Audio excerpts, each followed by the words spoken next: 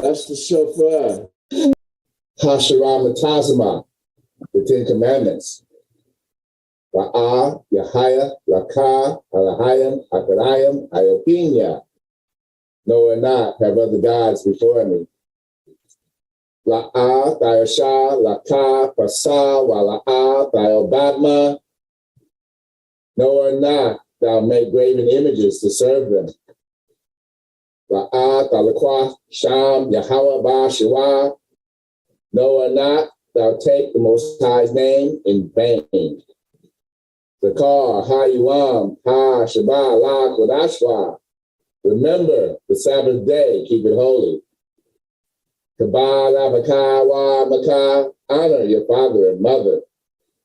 La'ah, Thalatazak, no or not thou murder. La'ah, Thakanab, no or not thou murder. La'ah, Thakanab, no or not thou steal. La'ah, Thayonah, Shakar, no or not thou testify falsely. La'ah, Thakamad, Kala, Shara, La, Rakaya, no or not thou covet, which is our neighbors. Selah, hallelujah. Amen. Praise Yah. Hallelujah. Hallelujah. Selah. Thank you, Elder. Hallelujah. And everything you should do is in Yah's name. You've got to do everything that he says in his name. Yeah. Praise Yah. Praise Yah. Praise Yah. Romans 11:5. That's what we was talking about, that remnant. Praise Yah. Praise Yah. Praise Yah. Thank you, Yah. Praise Yah. Yes. Respect Yah's house. Hey, my Yah is so. Hey, my Yah is so. Torah, Torah, Torah, Yah. Torah, Torah, Yah. Praise Yah. We sing praises to your name. Oh yeah. We sing praises to your name. Oh yeah. For your name is great and greatly to be praised. Praise Yah. Praise Yah. We sing praise.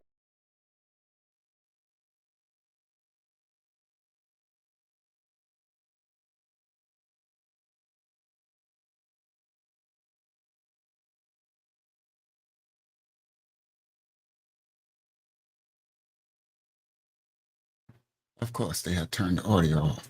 All praise to the Most High. All right. Peace and blessings to everybody of the Most High. Shalom. That means peace and blessings of the Most High to you all. Oh, my camera's glitching. All right, this is going to be a mess. Well, as long as y'all can hear me. All right, let me see something. Let me stop the camera. Stop. Oh, it's still glitching. Let me try this. I'm going to stop the camera, then I'm going to come back, see if I can remove this glitching. How do I do it?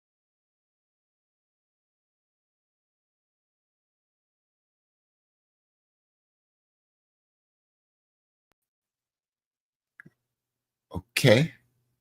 It didn't work. All right. Let me come on the screen. There we go. All right. Peace and blessings of the Most High to you all. All right. Let's just get started. Forget my glitching. Will, I don't know. This is insane. All right. Well, forget the glitching. Well, as long as y'all can hear me, I'm going to be small on the screen anyway. All right. Let me do my invite for my brothers and sisters. Copy. I don't know. Maybe I need a new camera. I don't know.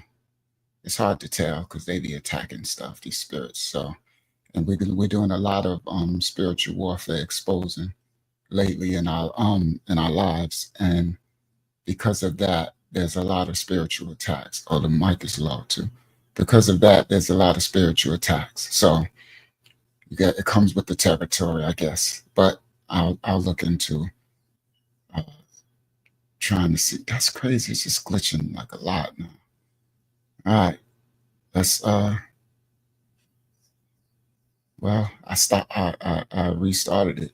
All right, let me just get me off the screen. I mean, copy, as long as y'all can hear. Nobody want to see nobody want to see me anyway. y'all don't mind hearing me for the wisdom that the Most High speaks through me, but nobody care about seeing me. Nobody want to see you on. All right, let's what am I doing? Oh, go to the comments, then post the links. My brothers and sisters can join me on screen, paste, and then let me make myself smaller now so that this glitching doesn't get on y'all nerves. It's glitching at for y'all. Oh, did it stop? I think it stopped. No, it didn't.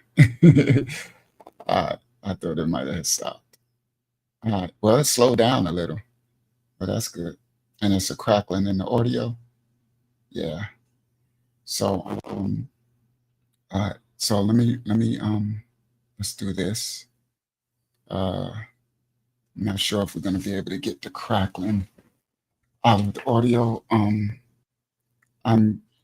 ordering thank you to the ministry family member who sent something for me to get the audio. I'm going to do it right after this live. I'm going to do it right away before I get mixed in with my bills and then I don't have it. So I'm going to order a new audio interface and see if Most High willing I can help with the crackling stuff, all these attacks.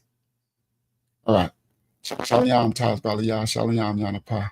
I mean, yes, Shampa and Shalom Hakyama. All right. So now let's get started. We're getting started with tonight's divine discussion. Welcome to Divine Discussion. This is probably episode who knows? 109, I think, because Hakyama wrote 108 for the last one. So this might be episode 109. Divine discussions. Time to divinely discuss some lifetime events and give some spiritual answers to the Most High children's questions from all over the world. Welcome to Divine Discussions. Facts. All right.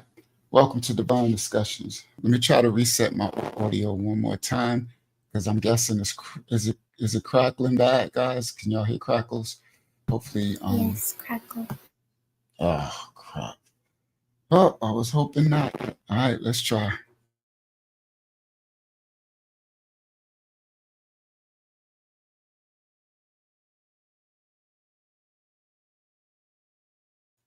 I can hear the crackle when I plug it in. Is it still there, Hakyama? I can hear it when I plug it in. A little bit. And someone in the comments had a question. Already? What was it? That was early. Maya. Oh, you don't have to read it. I can't. It's from Hanya. She says, if you have a PO, I can send An audio interface. value. I think Oh, she has an that's what audio. it's for. I see it. Yeah, I see it. Yes, I have a PO box. I can send it to you, Hanya. Let me try to remember. All right, because we got a PO box to Hanya. Because spiritual warfare, guys, we gotta have backup upon backup. They'll look at anyway. And this audio interface I got was brand new, so it's a Focusrite. So for everybody who deal with audio, Focusrite is not good anymore. The new they used to be a good company years ago, but not anymore. All right. So but you can hear me, Hakyama? It's just crackling. Yes, I can hear you. I hate the crackling. Every time you talk, I hear crackling, so I know how I can imagine how it sounds. All right. Let's get started. All right. So thank you, children of the Most High. All right. Shout out to Nappy Image in the building. Shout out to everybody in the building so far.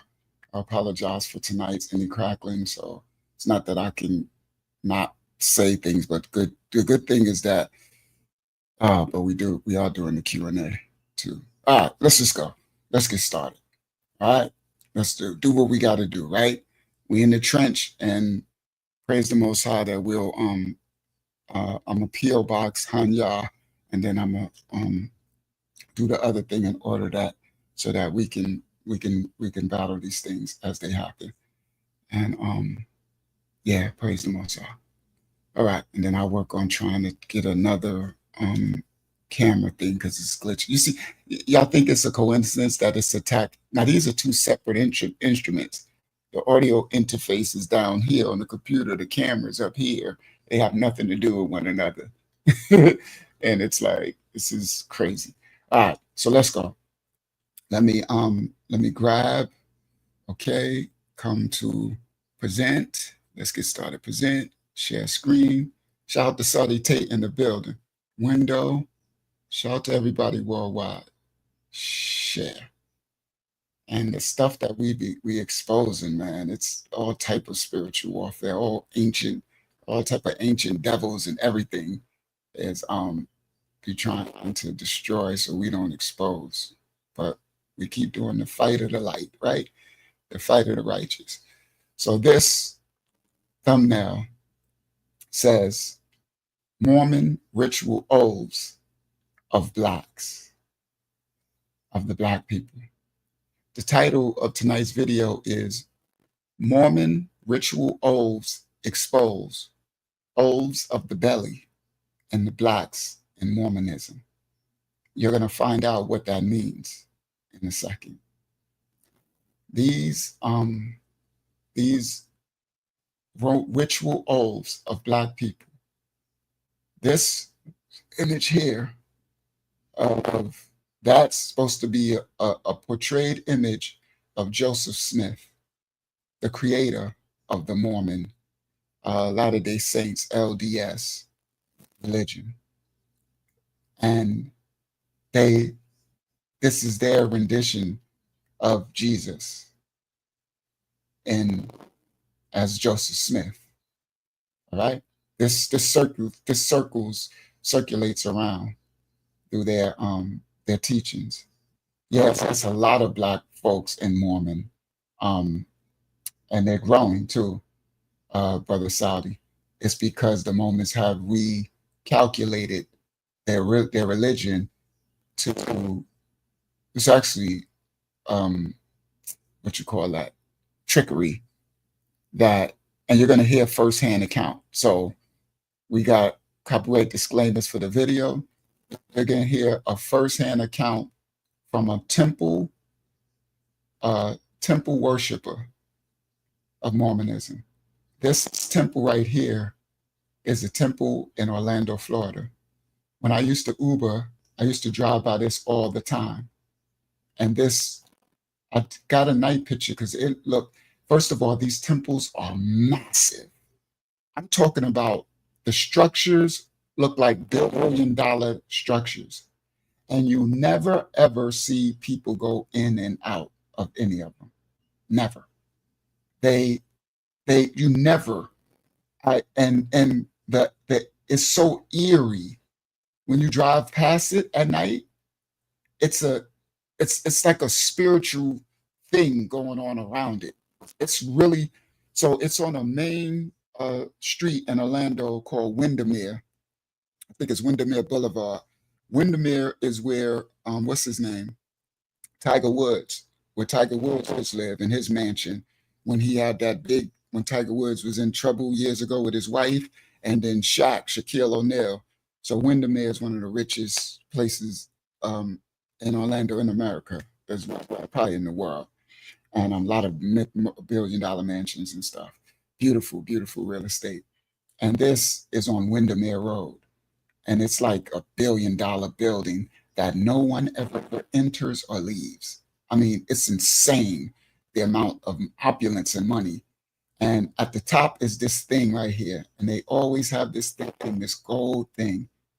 And I used to drive past it, and it's so spooky. It's even spooky in the daytime, but at night, And then there's billion-dollar houses around it and side streets, but it's just a spirit. Like every time I would drive past, because it's late at night, I used to drive Uber late at night, and I'm just like going past it. You could just feel the energy, okay? And these temples are everywhere. And it's crazy because how much money does it cost to build these when no one accesses it? And then there are sayings that rumors allegedly that that during the depending on when what's going on in these temples, meaning they say like Christmas and I think it's New Year's, that there's rituals that go on there, and it's really dark. They say that they say, just allegedly, they say that they're doing a lot of sacrifices go on during the witching season, what they call the Christmas season. Y'all call the season of the spirit. Y'all know the Christmas time season. And they say that that's when a lot of the rituals happen. So the light turns on in the temple. There's light and there's things that happen, right? Now, these are allegedly, right? Allegedly. So tonight, we're going to have a firsthand account of a temple worshiper, and they're going to expose the rituals that happen in the temple. She's going to pull back veils that most people didn't even know exist. Behind all of the, the Mormon smiling missionaries who come knocking on your door and walk around with the little white shirt with the tie and the clean cut haircut with the little dress on the girls, to the hidden side of this dark religion, sealed and silenced in temples, in the temple rooms, where their members swear secret covenants. Okay, let me give you some more images of the temple, of the temples. Let's do it. All right, let me double click this. Double click. Okay, let me come back to y'all. This is the introduction. Let's get started. Stop share. Present. Share screen. Window. Bang. Share. You see what y'all see. All right, let me make it full size. Oh, why doesn't it get big? Okay.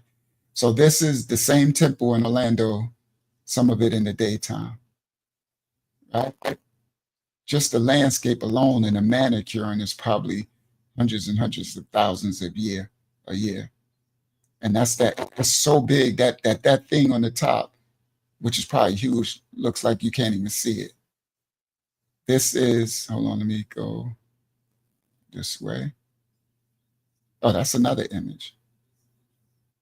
This is an image of, they say that this is in their doctrine and covenants. This is supposed to be Elias and Elijah appear to Joseph Smith and the Kirtland Temple, Doctrine and Covenants, 1:10-12. This is from their books. It says 12, after this, Elias appeared and committed the dispensation of the gospel of Abraham, saying that in us and our seed, all generations after us should be blessed. Now, y'all know that Abraham, right? So look at these images. It's supposed to be, I guess, Elias and Elijah. I'm sorry, I don't. All right. It's once you know the truth. That's interesting that this looks like a black dude in white face a little bit. But anyway, so once you know the truth, it's just ridiculous, right? So anyway, and this is their doctrine, right? So this is from their book. It says, after this, Elias appeared, committed the dispensation of the gospel of Abraham, saying that in us and our seed, all generations after us should be blessed. After this vision had closed, another great and glorious vision burst upon us. For Elijah, the prophet, who was taken to heaven without fat taste and death, stood before us. And this is supposed to be Elias and Elijah appeared to Joseph Smith in the Kirtland Temple, Doctrine and Covenants 110, 12 through 13. Chapter 110, verse 12 through 13. Right? Let me see, do I got another one? Yep, look, it's another one. This is a book called The Birth of Mormonism by John Quincy Adams. And look at the image. That's supposed to be Jesus, and I don't know, I guess this Elias and Elijah or something. It's probably like a different rendition of this image. So this is these teachings, right? Let me see if I got another one. Yeah, I do. So there you go. The Mormon Jesus, now worthy to serve in his own houses of worship. And that's an image of Joseph Smith. And that's why now they put another image, him, of being like, looking like Jesus. All right, that's another lesson we're going to do another time. All right. So there we go. Let me go back. Okay. So that's the temple in Orlando. They're all over the place. Look at that. That's it in Dawn. Look at the expanse. It's really huge though. It's big, man. I'm talking about the size of like a shopping mall, and high in the sky, probably, I don't know, 30, 40 stories that peak thing with gold is up on top. And no one's ever seen coming in and out. And the only time that it really get lit up, and I seen it, is in the Christmas, this season, the season of the witch. I think from Halloween up into Christmas, it's lit. There's something going on inside, but you never ever see people going in and out. Okay. All right, let's go to another one. That's another image of the front of it. Beautiful king palms, beautiful landscape, beautiful, for no people to ever be going in and out. All right, other images. Now these things are spooky, man. This real estate looks nice, but they're spirits. They're spirits over these things, bro. Because I drove past it at night plenty of times. You could feel some of it in the daytime too. So that's the water fountains that light up. Well, only time that really light up is during that season when something's going on in there. But you never see no people going in and out. And then that's the image I made for the thumbnail. And then this is the image of that Joseph Smith and that Jesus. All right. So let me come back. Just want to, you know how I do, kind of do this correctly.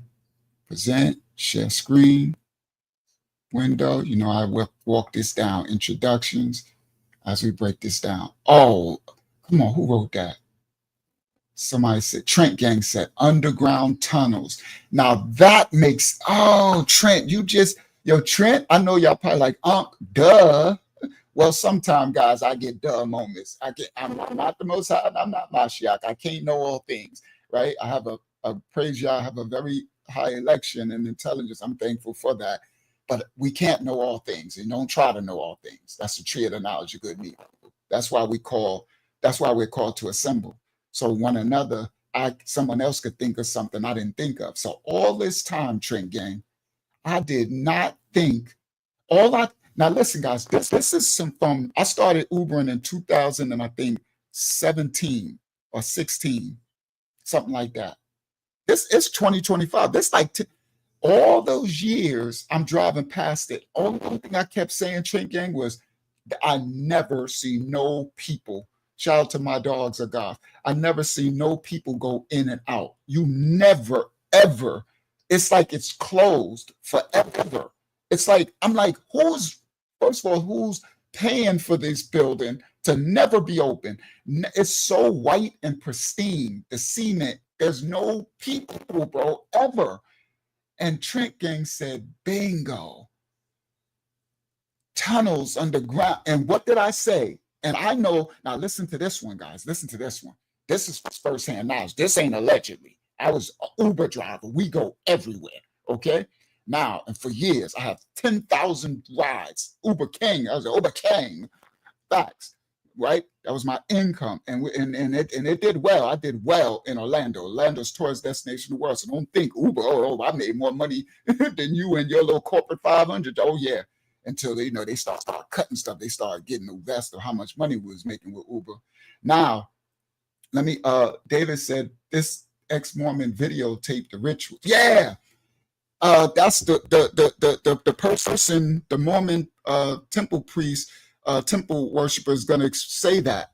So I'm a new name. I'm going to find that. We're going to get that. Yeah.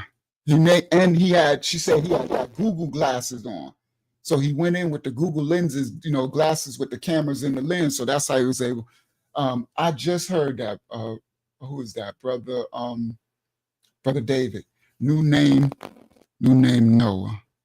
All right. So a little inside knowledge, that insight. I took it down. No, let me, I got to put it up. I got to show y'all. Because this is inside knowledge, right? Because this used to trip me out. All right, let me get the right picture. That's good enough. No, the one from the sky. The one that you could see, that one. Okay, now come back to y'all. Stop share, present, share screen, window, bang, share. Now this image, now you see the surrounding area, right? Now check this out, Brother Trent Gang and everyone else. Now you just opened up, because it never, now all around here. Now this is what the richest place, one of the richest places in the world, not just Orlando, Windermere, right? That's where Shadrach Mansion, Tiger Woods, all of them, right? Now the Arnold Palmer, the golf people, and all that. Now, all around here is gated neighborhoods, but the houses are like billion-dollar mansions. Now, you won't have access to go into these neighborhoods because they're gated upon gated upon gated, right? So when you go to it, there is like some of them don't even have a man. It's not even people. It's like if you don't have a code, and then they got a video camera code thing, like computer things, right? Where you go up and it's okay. Let me explain how some of these rich neighborhoods, because I was doing Uber. It's not manned with a person. It's a box with a camera, and when you go up, a security guard that's not there comes onto the screen and talks to you. Some of them, they just talk. Some of them, they pop on the screen and like, hello, let me see, insert your license, your driver's license. And you got to insert it like a credit card, and it sucks it up into this machine. And then the person, wherever they at, the security, they run your stuff and everything, like where you going, this is that, you need to have that and all that. And then they decide to let you in. Now, let me explain. Inside of now, these tunnels make sense, because I kept saying how nobody ever goes in and out. On all around this, and they got side streets. They got one side, it's a side street like this borders to it, and it goes down like in a valley. All right. Now, all around these are these gated communities. Some of them have gate, and then when you go inside, there's another gate to go into, then another gate to go into. It's like gates within gates within gates, and it's huge. So the side, the back, so Orlando is created so crazily dope that you'll go down the street like Windermere Road, and you'll just see you might see some of the subdivisions, like you drive past this, but you won't see that when you go in that gate, there's like a city the size of San Francisco, right? Inside that gate, and then another city the size of Houston, well, not Houston because Texas is really big, but smaller cities like Atlanta inside, and then another city like the size of Cincinnati inside. And these cities are mansions within mansions within mansions. That's how Disney World was built. Disney World have separate cities that the public can't go into, that you'll never know it's there. It's behind, it looks like just forest. You won't even know it's there. Only reason why I can say this because I was Ubering. And these rich people, sometimes they get relatives who come in and they got to go to the airport. So I Ubered late at night. So 2, 3, 4, 5 in the morning. So the airport runs will start at 3 a.m.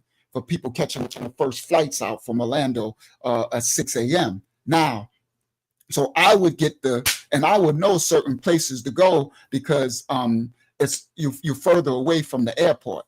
So, and then you might get a good tip for but a lot of the rich people don't tip. So I learned that is not a thing.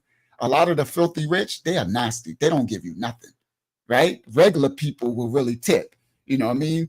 And the rich filthy, they don't give you nothing. They nasty. So anyway, so inside all of these neighborhoods around here, you get in. So I'm going to Uber. So they let me in because I'm going, and it's mansions, bro.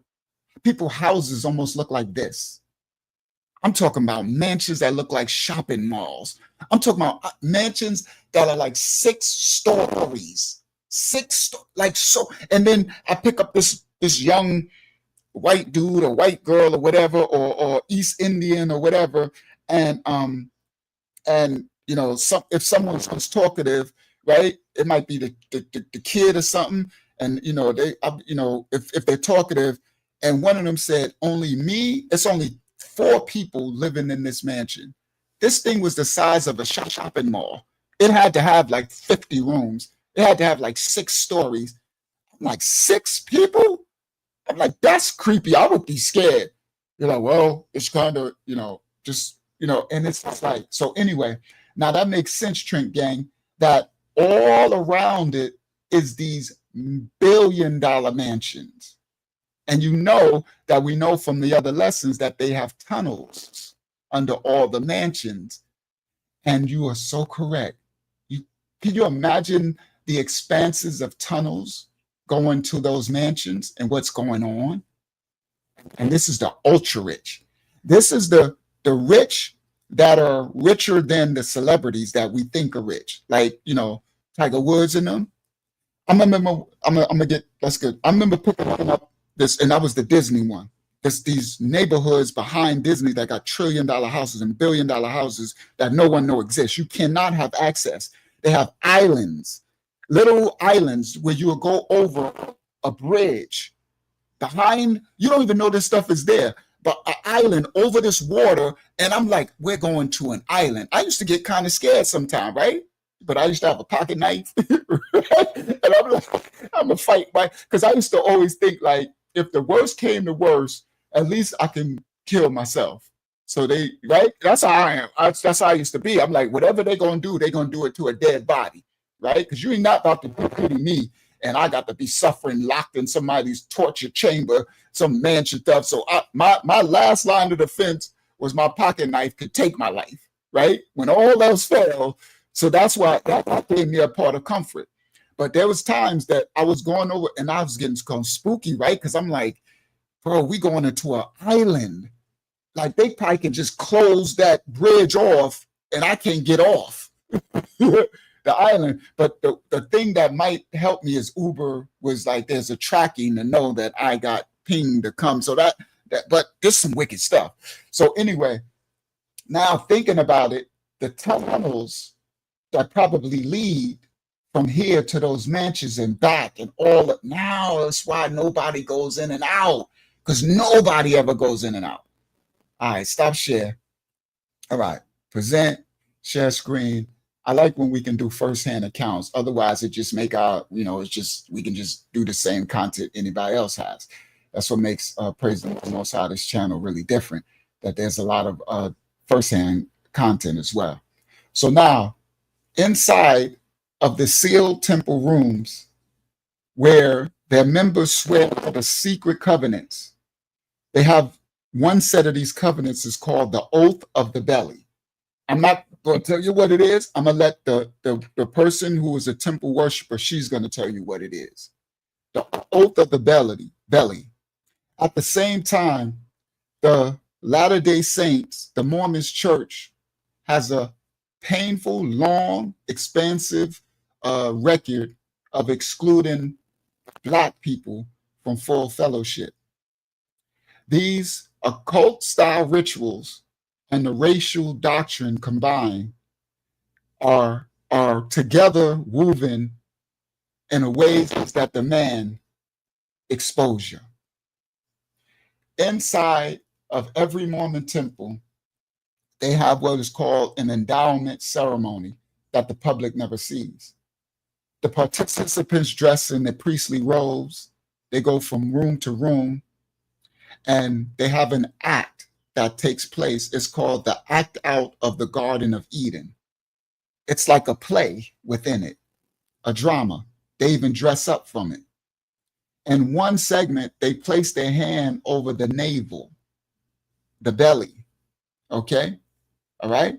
And the navel from the umbilical cord, and this is the garden in a drama enactment, okay? Now, this ain't the oath of the belly. I'm going to let the lady explain that. That was a temple worshiper. But this was a segment of their play. They put their hands over the navel, the belly, and the covenant that every appetite, whether physical or spiritual, will be a lifelong submission to the church's hierarchy. All right? That's the signaling of the belly. That's why I tell y'all, you got to understand physical and spiritual, they intersect, right? The physical is a smaller microcosm of the spiritual macrocosm. So in everything that you listen to, see, hear, and watch, you're eating. It's a covenant. I taught y'all in spiritual warfare. That's why whenever we bring this out, I bring it out in the house. And the house has authority in the spiritual realm, the covering of the Most High. So that's why I don't share where I get where I get the videos from. I don't share, and we watch people don't share links to people's channels, because if you go there without the covering of the house and the body, all us together, one in the Most High, there are things that will come through your phone and your TV. These are spirits. These are ancient devils, and these are covenants from your eye gates and your ear gates. These things are eaten. It's food, okay? Knowledge, information is food. So that's that symbolism of putting a hand over the belly, the covenant that every appetite, either physical or spiritual, will be their lifelong submission to the hierarchy, okay? She's going to bring out earlier versions of blood oaths, okay? And I'll let her bring that out, okay? But there's a lot of spiritual bondage that takes place. In 1852, up until about the late 70s, the Mormon prophets declared that Black people, carried the curse of Cain, okay? And they banned us from any priesthood or temple marriages, okay? They also taught that us Black people, if we were faithful and played our position, that we would receive white skin in the new kingdom, in the resurrection. That's what they called it. And when we get past the judgment, if we were faithful, we turn into white people. I'm sorry. It's just that's the doctrine.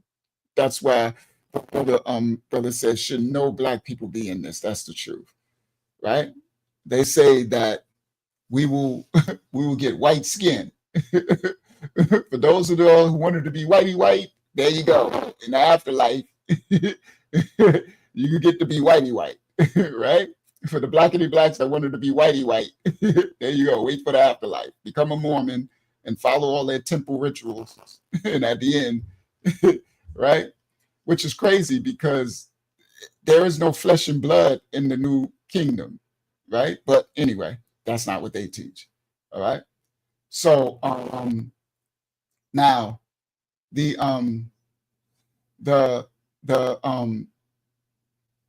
told us that we would get white skin at the resurrection. Okay. And today, Black Mormons, they make up less than 1% of the United States membership. Okay. And but in 2013, around that time, the Mormon Church declared they disavowed that doctrine, never causes sin, never repents, only says we don't know why. And talking about what the way that they talked about the blacks, because they tried to get recruitment. They all in Africa and everything. Okay. Oh, so hold on, guys. The audio is really, really bad. Is it? You can't hear it, or it's just doing the regular crackling? We can hear it is crackling though. Crackling a lot, right? Let me try to reset it one more No, time. you're really choppy right now. It is crackling though. It's choppy, crackling a lot, right? Real choppy. Let me try to reset it one.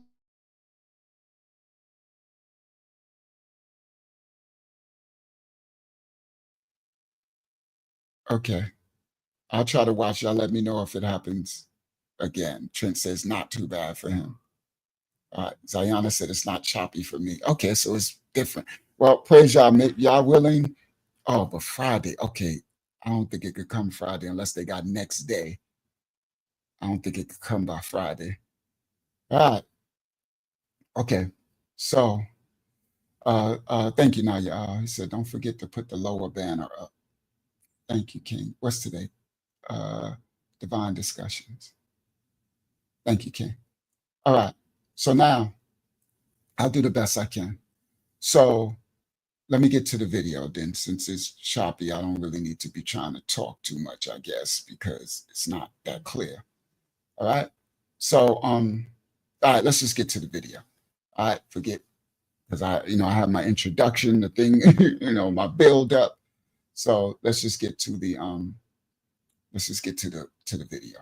Copyright disclaimers are in effect for educational purposes only. We don't own rights to the video.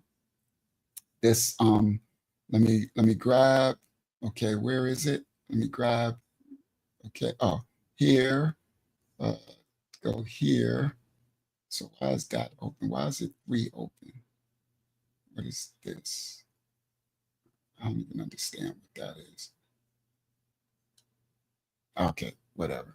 So make this full screen, then grab my video. I know it's downloaded. Go to G Drive. Where are you? There you go, right there. Thank you, Father, for letting me find it really quick.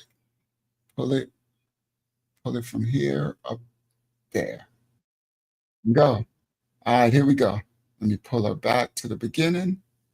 And then let me make this smaller. Come back to you guys. Make this smaller so I can still see the chat. Copyright disclaimers. Let me stop share. Present. Share screen. Let's go. The title of the video, Mormon Ritual Oaths Exposed. Oaths of the Belly and the Black people. All right. Copyright disclaimers in effect for reactionary purposes only. All right. Copyright disclaimers. Let's go. This woman was a temple worshiper, and she's telling the truth, exposing. Growing up here, if you weren't a Mormon or you weren't dating a Mormon or whatever, you're an outcast. I am an outcast here. I'm here, like I mentioned, I'm here as a prisoner, sort of like under duress, not really, but my neighbors don't allow my kids to play with them. It's pretty brutal. I would say they know I'm not just not a Mormon, ex-Mormon.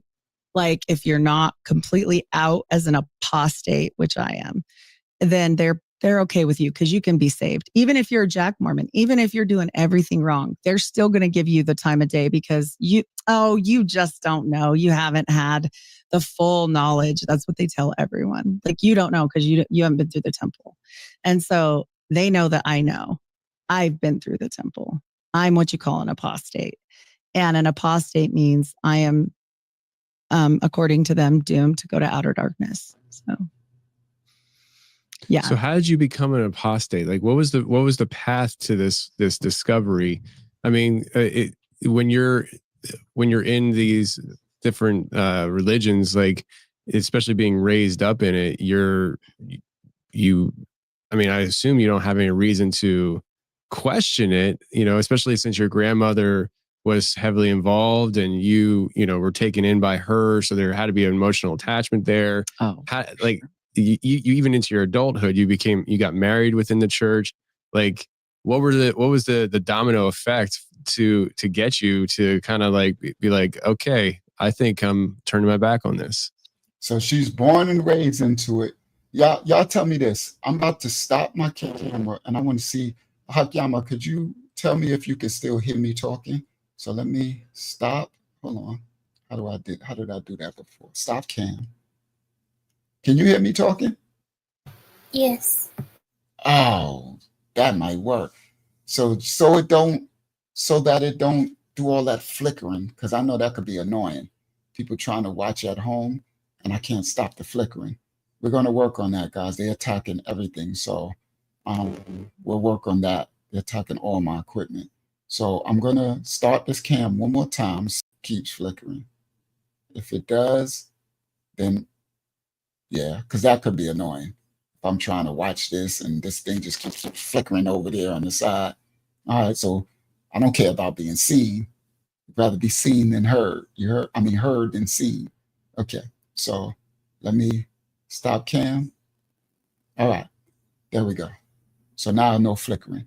All right, so she's bringing out how from being born into the Mormon church, the Latter-day Saints, how she called herself an ex-Mormon, and she's an apostate. And they said she will forever be cast into outer darkness. Okay? All right, so let's go. So thank you, Taj and Hakyama, for holding down the screen. So I can't be up now. All right, we do what we do, right? All right, here we go. Sure. So when I was about 33. And Hakyama, she's clear, right? She's no crackling on her end, the video? Yeah, she's fine. Okay, good. Because all I hear is crackling. So I'm going to deal with it. Oh, that's how I know it's my inverter. Because all I hear, every word is crackle. All right. All right. So praise the Most High. All right, here we go. 34, I got thyroid cancer. I almost died. And almost dying kind of wakes you up a lot. But it didn't wake me up all thyroid cancer. I almost died. And adulthood, you got married within the church. Like what was the domino effect to get you to kind of like be like, okay, I think I'm turning my back on this? Sure. So when I was about 33, 34, I got thyroid cancer. I almost died. And almost dying kind of wakes you up a lot, but it didn't wake me up all the way. I will admit, like I was oblivious. I wasn't a truther. I was a normie, and I only cared about like the Kardashians and like who wore what best and like my new purse and like weird stuff. Like now it seems so dumb.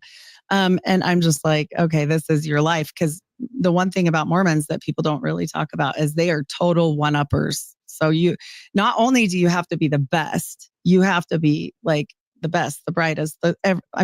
There's a reason why the CIA recruits from Mormons.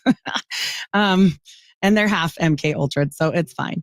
But you don't know. And that's why it's so important, I feel, to speak out, because so many of them are being used unknowingly. So my mom originally, she got out. She never had gone the whole way like I did. She became a born again Christian and she became a Stevens minister. And so she started telling me some things. And I was like, okay, this is great. Whatever. Go to your rock and roll church. Like it was really, we were rude. Mormons are kind of like that on the DL. I'm not going to lie to you. Like my grandma was like, oh my gosh, they play an electric guitar though. It's a whole thing. And so my mom kept trying to plant little tiny seeds. And I was like, remember, my mom and my relationship was fairly strained. My grandma was my savior. She also kind of was a narcissist. So, I didn't even know what that was. I just knew I had to be at her beck and call. And I felt very like an indentured servant basically to her, because she gave up her retirement to, take me in. And so when you have that, like you said, there was like this huge attachment, and it was love. It wasn't like she was mean to me or anything until I leave the church. But so my mom is planting these seeds, and of course I'm like, you're crazy, whatever, lady. And her track record with me and stuff, I was just like, okay. And my dad wasn't active, and so same thing. I don't know that my dad, I think he might have got baptized way later in life, but he was never into it. He was just like, I don't know about all that stuff. He probably wanted to tell me it's a cult, but he didn't. He was very awake. He's like George Carlin. That was like my dad. So Gotcha. yeah, very blunt, kind of raspy, and like I sound now, probably grumpy, like just whatever. And so she planted these seeds, and I remember thinking, like, this is stupid. Like, I'm going to prove her wrong. That's what I'm going to do, because I love to debate and I lettered in it. So I was like, you know what? I'm going to just show her. I'm going to show her. She doesn't know. So I start researching, because the internet, right? The internet is out at this point. And I'm like, the church tells you, no, don't research any of it. Doubt your doubts. Don't doubt your faith. This is a real slogan from them. Yes. The church, that's what the Jehovah Witness religion does too. They teach you, do not research anything. Read our books, right? Read our stuff, but don't research anything. Don't try to find out anything. Just don't doubt the faith. Just believe everything we tell you. Come on, lack of knowledge destroyed. And yes, it's an MK Ultra thing, right? So again, that's how they keep everyone. Just receive what we tell you. Don't doubt your faith. Don't test anything. Don't question us. Don't question anything. That's why we have Q&A. That's what Divine Discussions is about. Ask any question you want, because after we finish this, we'll be answering some questions, right? Try the spirits. Come on, Hakiyama. The Bible speaks of it. Yep, Christianity does it too, secretly, right? I was just discussing this the other day. I was saying Christianity does it by fear of alienation, right? Imagine being in church and the pastor's up there talking and you stand up, right? You're in the church and you raise your hand. And first of all, everybody look at you as, why is you raising your hand and the pastor up at the pulpit doing this preaching, right? And you raise your hand and you ask him a question on what he just read from that Bible. Everybody will look at you like you're interrupting, right? How dare you question the pastor? How dare you sit down? You won't be allowed. You won't be invited back in, right? You look like a troublemaker, a rebel rouser. But the scripture says, test every spirit, right? We're supposed to study to show ourselves approved, right? We're supposed to diligently, rightly divide the word, right? So it's like you can't ask anything lest you look like of trouble. You come to bring trouble. No, I come to ask questions. I come to get answers. I'm supposed to be taught. You understand? I'm confused. I don't have understanding. The Bible is written in precepts and parables. The Bible ain't written literal. There are some literal statements and literal sentences and paragraphs, but there's precepts, parables, analogies, mythologies, mysteries, right? Most of all the Messiahs, what they call Jesus, his writings are mysteries and parables, and then precepts. So it has to be deciphered, okay? But again, the religions tell you don't ask no questions because they're trying to force a dogma or a doctrine into you. It's an indoctrination, okay? Right? That's why it's doctrine. All right, let's continue. So they tell you don't go on any unapproved websites, don't read unapproved books. Like, and I did. I started looking into things because I'm like, she said this and this, that's a lie. And I'm like, that wasn't a lie. And so this kept happening, but I didn't tell her. I just was like, inside myself, I knew. And I also put it away because then I got sick. And during this whole time, I'm just focused on, I'm focused on not dying, basically. And then I got pregnant. It was super late in life. And it was this like, whoa, because 37, and my oldest was like ready to graduate. She graduated the year I had her. So it was a lot. And that's not abnormal per se with Utah families because they have so many kids, but it was a big life change again. My next one up, like right now, she's 11 and he's going to graduate next year. So that's like the span. And I was still pretty self-focused, just working as a nurse. I'm a registered nurse, and I kept getting sick over and over and over and over. I know I'm sick today, but I mean like serious problems. And when you're down and out, the Bible's a good idea to read. And so I would read more. And I was already trying to study the Bible more in its entirety instead of just the Book of Mormon. Like, okay, let's branch off into this. And I started seeing some of the things my mom said again. And I was like, this is crazy. And I asked my grandma, and that's where it got kind of really uncomfortable. She was like, you need to stop this. You're looking into occult books. And I'm like, well, I mean, I just wanted to see what this was about. And then this guy, John D, I don't even know who he is, but that's who it said it came from. So I started looking into stuff, and she's like, you need to put all that away. That's bad. But what about the Book of Enoch? No, that's bad. Put all this stuff away. So I'm like, secretly, like, that little piece of you that's like, what is she doing? Like, why is she being so weird? So I started watching a show because my husband had left the church. He never went the whole way. But his family is also from the same lines, like not exact, but like the main settlers, right? And they're very, very, I would dare say they're more Mormon than my family, like in their continuation, maybe not the previous generations, but he was always like, this seems like it's stupid. He was smarter than me. I'm always like, man, you're so lucky you didn't do all the things. And he's like, I was out by 16. Like I could see the writing on the wall. So he was like, you need to look at this, and I'm like, I don't know. Like, I don't know how I feel about that. So he starts showing me these shows, and I'm wearing the temple garments, everything. I'm all the way in. And he's like, I just think you need to know what you're doing because you're a Freemason. I'm like, what's that? What's a Freemason? And I know people are going to be like, that's a lie. She knows. No, so many Mormons don't even know what that is.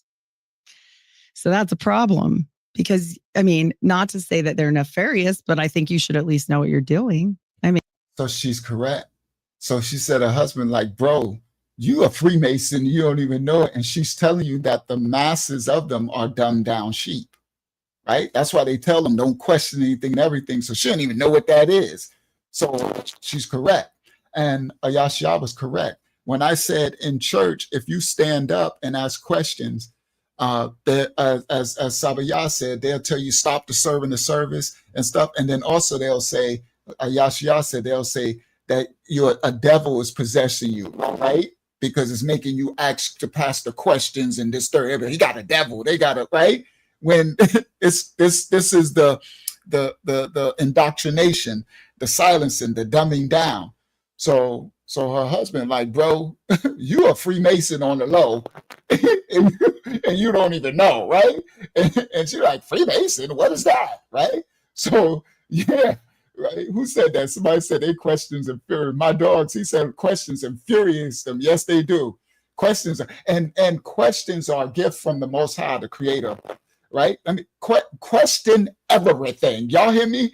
Question everything, question everybody. That's why when we kids, the first thing is why? Why is this? Why that? Right? That's how you learn. That's how you disseminate information, right? So when you're a real child and you ask your parent, you ask them something, right? And then they answer you, then you say, why? Right? And then you be like, because this. Why? Because this. Why? Until you say, just stop. If you ask me one more, right? But then you are to encourage that, right? You can shut them down after you asked enough, right? And then, but don't belittle them. Don't put fear in them to be scared to ask the questions. You can shut it down when you're done asking them, but then the next day they're gonna ask more. Answer them. Questions. Why? Why is everything? Because the questions is where you get the answers and the discernment, and you get it's food. It builds you up. So you'll give the babies food, right? You'll give them their little food or their baby bottle or they, or they whatever you feed them, or whatever, but you're not giving them spiritual food. The spiritual food comes from answering the questions and allowing them to seek answers. The Bible says, question everything, discern every spirit. Don't just receive nothing from nobody. You understand? Discerning, discernment. All right, let's continue. Yeah, if people have a question with you asking a question, that's a huge red flag. Facts. You got a problem. You don't want me asking questions. You know what are you hiding? That's why I answer every question. We got a Q&A. That's why that's what tonight is. Divine Discussions, our Q&A. And we log every question and we answer it, right? Over time. Just keep coming back. We live every Wednesday and every Friday. All right, 9 p.m. Colored people time. CPT time, about 9 p.m. We get spiritual attacks like tonight. I can't even be on the screen. Voice probably crackling, but we fighting spirits. All right, let's continue. If you have no knowledge, why are you doing a ritual? And so I started checking into doing a ritual. So that's a problem because, not to say that to be like, that's a lie. She knows. No, so many Mormons don't even know what that is. To know what you're doing because you're a freemasonist, and I'm like, I don't know. Like, I don't know. He was smarter than me. I'm always like, man, you're so lucky you didn't do all the things. And he's like, I was out by 16. Like I could see the writing on the wall. So he was like, you need to look at this, and I'm like, I don't know. Like, I don't know how I feel about that. So he starts showing me these shows and I'm wearing the temple garments, everything. I'm all the way in. And he's like, I just think you need to know what you're doing because you're a Freemason. I'm like, what's that? What's a Freemason? And I know people are going to be like, that's a lie. She knows. No, so many Mormons don't even know what that is. So that's a problem because, not to say that they're nefarious, but I think you should at least know what you're doing. If you have no knowledge, why are you doing a ritual?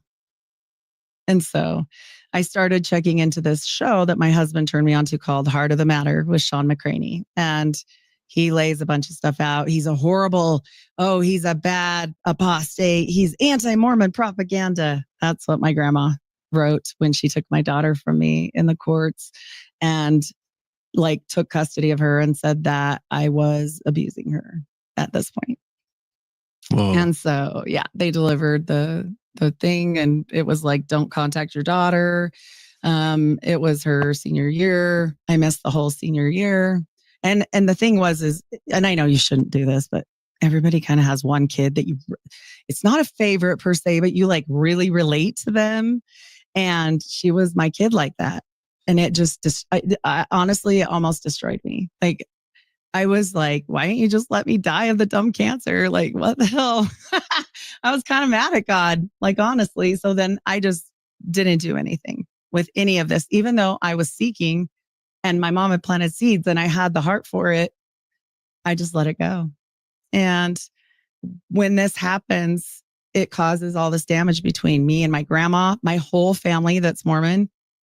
They've never talked to me again. None of them. So I lost everyone. And then it still didn't fully kick in, even though I was upset and praying a lot and all those things that I normally did.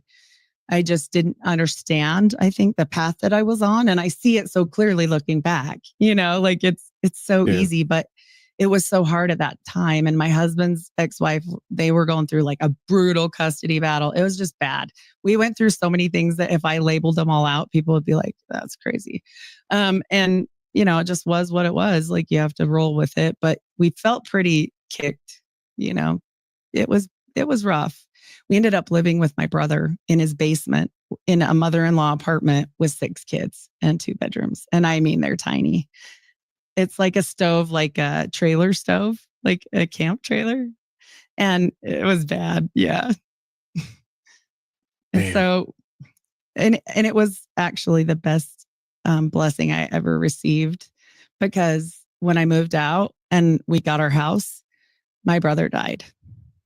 And so my brother died of an accidental overdose, and it changed my life, because even with my kid being not with me or whatever, like me and my brother, all the abuse we went through as a kid, he was the only one that knew what it was, because he was there. And that's hard. You know, you are different when you're trauma bonded. And sorry, I know that now because I'm a psych nurse now. I changed my career to help people. She's correct. Trauma bonding it's a two-edged sword. They prey on that too. Religions and the dark forces of the world.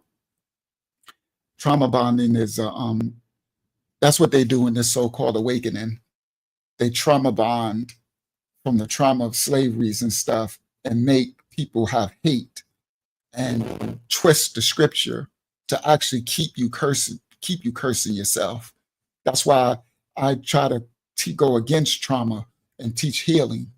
The Most High wants healing, not trauma bonding, right? That's called familiar spirits. It's a form of sorcery. It's witchcraft, what they play on, but you won't know it because you don't understand the tricks of the spiritual realm. They don't teach us spiritual warfare in religion and Christianity. They dumb everybody down, right? Mormonism, Christianity, Seventh-day, all this stuff, right?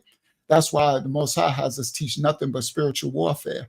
Because if you don't understand the sorcery of familiar spirits and then trauma bonding, trauma is a door, a portal. All of these things are portals, right? So when a trauma occurs, there's a door that's opened. Listen, and then a door closes and it can trap you in the trauma room. It's a state of being. That's why some people it's called arrested development. They get stuck in this time frame. No one has taught you guys that it's a portal. It's a room. You get stuck in this room, this trauma room, and this point of time. So that's why you get people imprisoned. You get people that get stuck. They get imprisoned at 15, child to Dayad.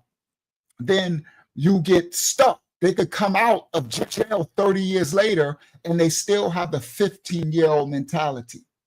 They got spiritually not just regressed, but recessed, what's the name? Arrested.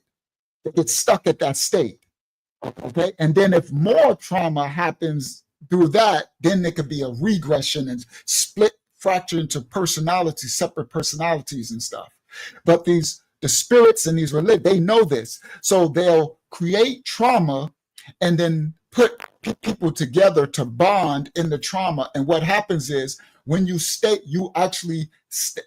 all of you will be collective in this group, this trauma room. It's a portal. And all of y'all are in the portal together when you don't know that there was a door open for you to enter through that, whatever trauma act happened, and then a door closed. And you need healing. You need the truth. You need to be able so you can open the door. Yes, you become a legion in this, and then the familiarity of the trauma will bond you. And that becomes a mask of a safety net. If you feel a sort of safety in sharing the experience and knowing that this person has a shared experience, it might not be identical, but they get it. You know, when it's like they get it. So you become one with them. You understand? I noticed that from my time in jails, right? And going into prison and stuff, that the bonding that I've been with these group of individuals for 2 years in this traumatic jail state, it's trauma. And it could cause lifelong bonding, friendships too. where people don't even understand that there was a bond, and I didn't know that that's a trauma bond. Do you understand? It's a portal. I learned now through spiritual warfare, there's a door, there's a room you're in. It was a door open for you to go in through the trauma, and then the door is closed, and you got to free yourself from that. Familiar spirits are wicked. It's sorcery. And these dark spirits know that. So that's what she's breaking down, the trauma bonding. All right, let me go back a little bit. People like my brother, so that I can hopefully make a difference, because we. So she said her and her brother had a bond because of the torch, the things that happened to them when they were little children. And you'll form a special relationship. But yes, it could be dangerous. So it's like a wheel within a wheel. It's a two-edged sword. You got to be very careful not to get stuck. People like my brother, so that I can hopefully make a difference, because we missed it. And let me go back a little. When that happened, I'm a psych nurse now. I changed my career to help people like my brother, so that I can hopefully make a difference, because we missed it. And when that happened, it just leveled me. And shortly after that, my daughter met a guy, and he met us 2 or 3 times and decided we were not worthy. And he took her and moved clear across the country, married her, and we've never seen or heard from her again. And so, same daughter. Is this the daughter that was taken from you? Yep. And so, well, she didn't get taken because they proved that it was a lie, what my grandma was doing. And her boyfriend was a missionary, and they didn't want her around my toxic behavior, because I'm listening to this bad stuff about Mormons. And she came back anyways, eventually, after about 7 months, but the courts threw it out because they threatened to perjure them. And they said, this woman seems to be like, there's never been a complaint. Like, all this stuff you're saying, she hits you in the head every day, but she helped you be prom queen and totally goes and does all this stuff at your school. And all the teachers and stuff were like, no, her mom's her best friend. So she came back on her own, because they threw out the findings. But the one thing the CPS lady told me was, you might just want to let it run its course. She's going to come home.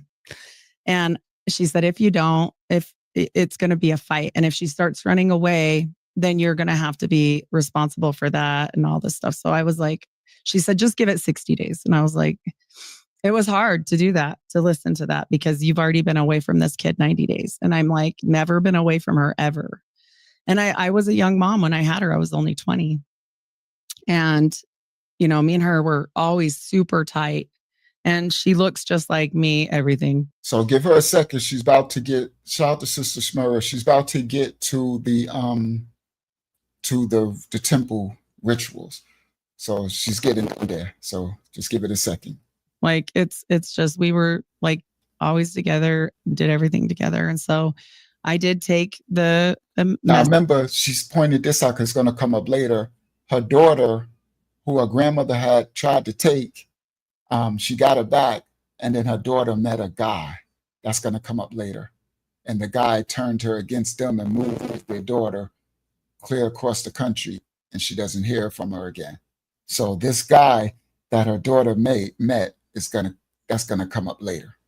Message from the CPS person and let her have a little time. She was back home within 4 weeks. So it was good. And we were reunited until the time, a message from the CPS person and let her have a little time. She was back home within 4 weeks. So it was good. And we were reunited until the time where she met the perfect pilot.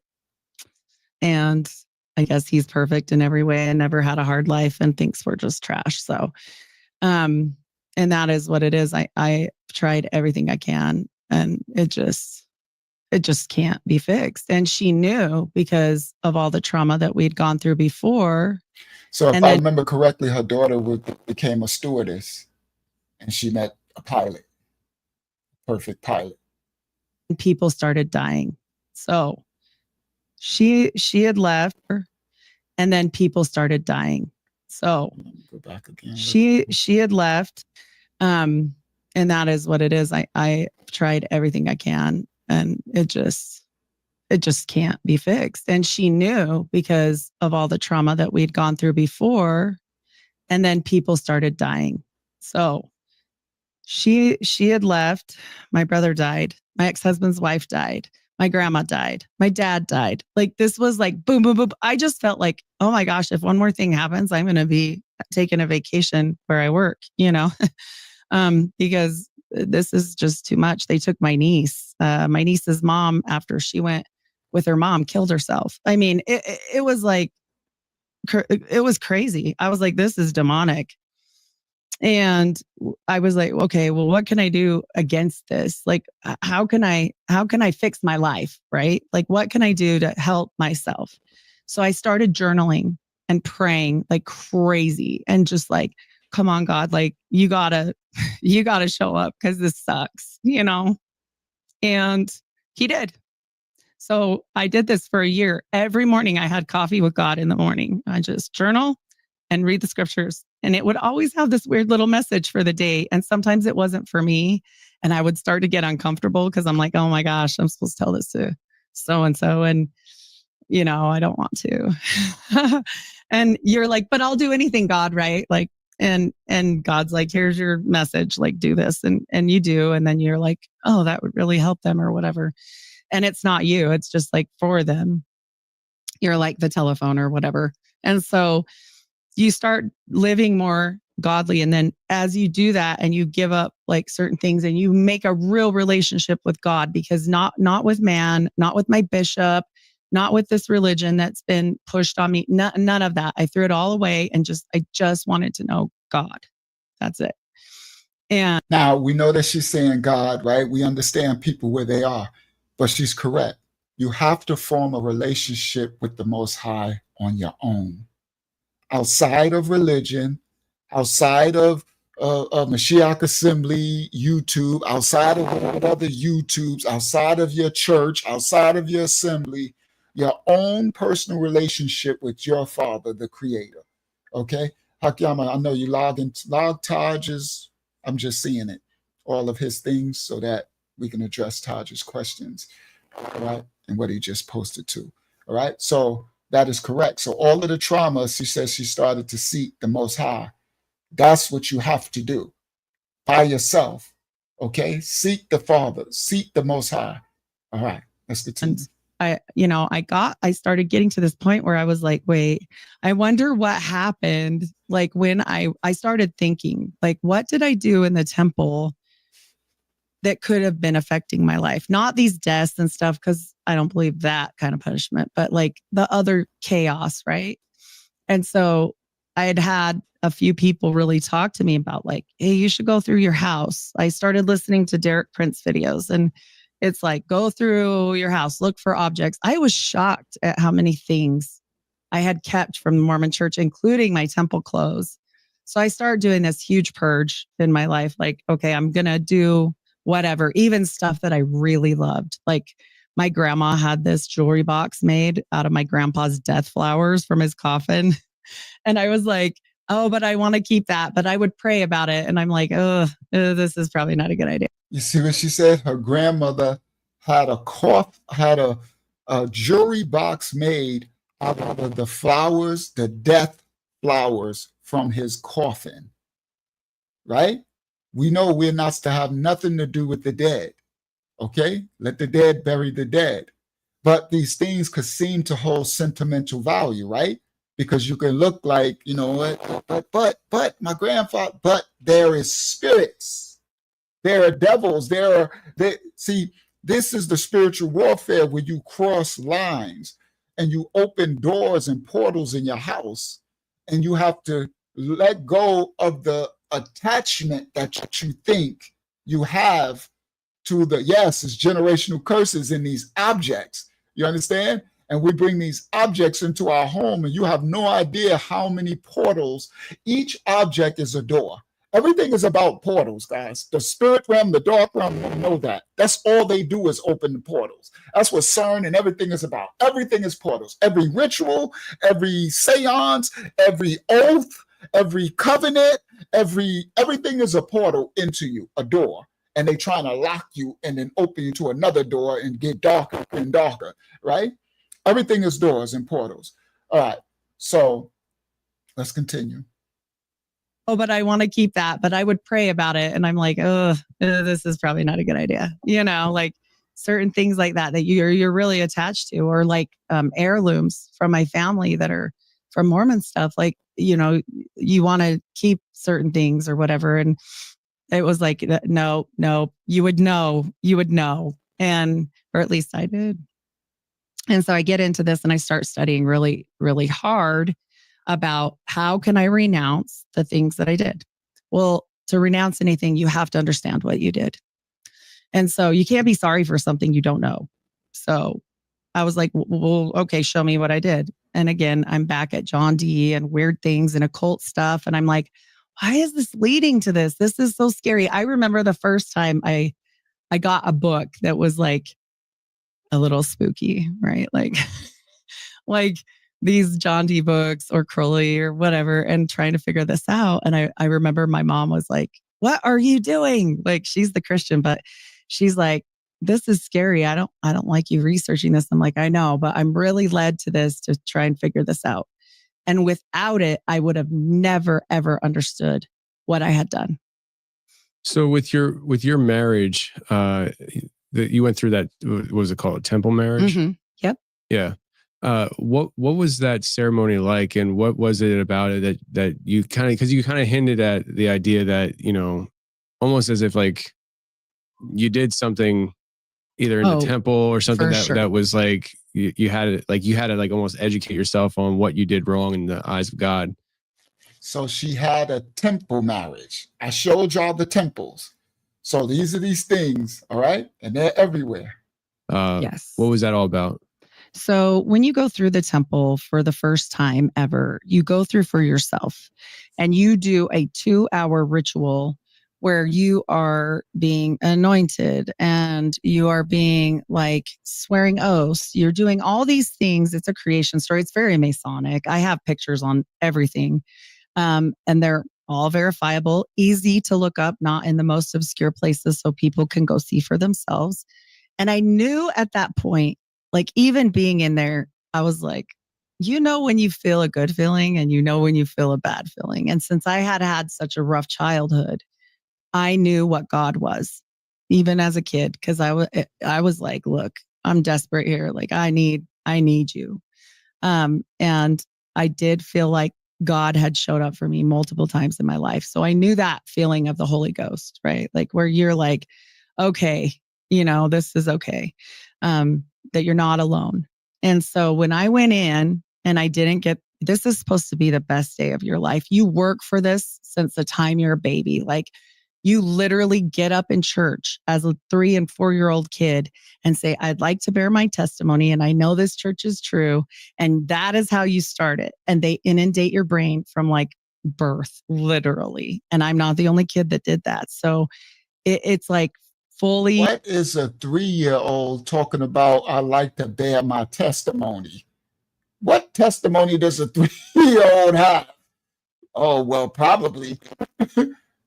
The true testimony is what they do to some of the 3-year-olds in different religions, right? But again, the indoctrination, she's correct, from a child, from a baby. All right, let's continue. Immersed like in everything you do. And so when I'm not the only kid that did that. So testimony, and I know this church is true.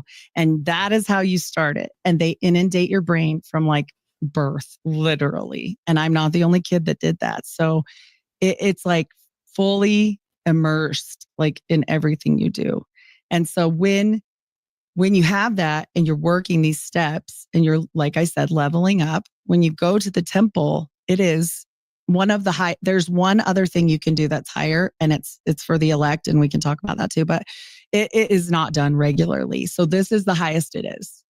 And you know, it's supposed to be happiness, joy. I didn't feel any of that. Like you get in there, the first thing that used to happen, they have changed it, is you got naked and you put a poncho on. And I go over all this in the breakdown. And then they do certain things and blessings and like all this stuff, give you a new name. You get your garments for underneath your clothing that have Masonic emblems on them. I have photos of that. Like I tried to do this in a way where I was like, here's the stuff.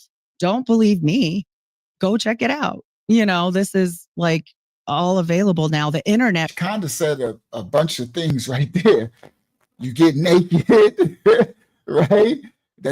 And then they have undergarments with Masonic emblems all on it, right? Okay. And she's about to break stuff down in a second. She's just getting started.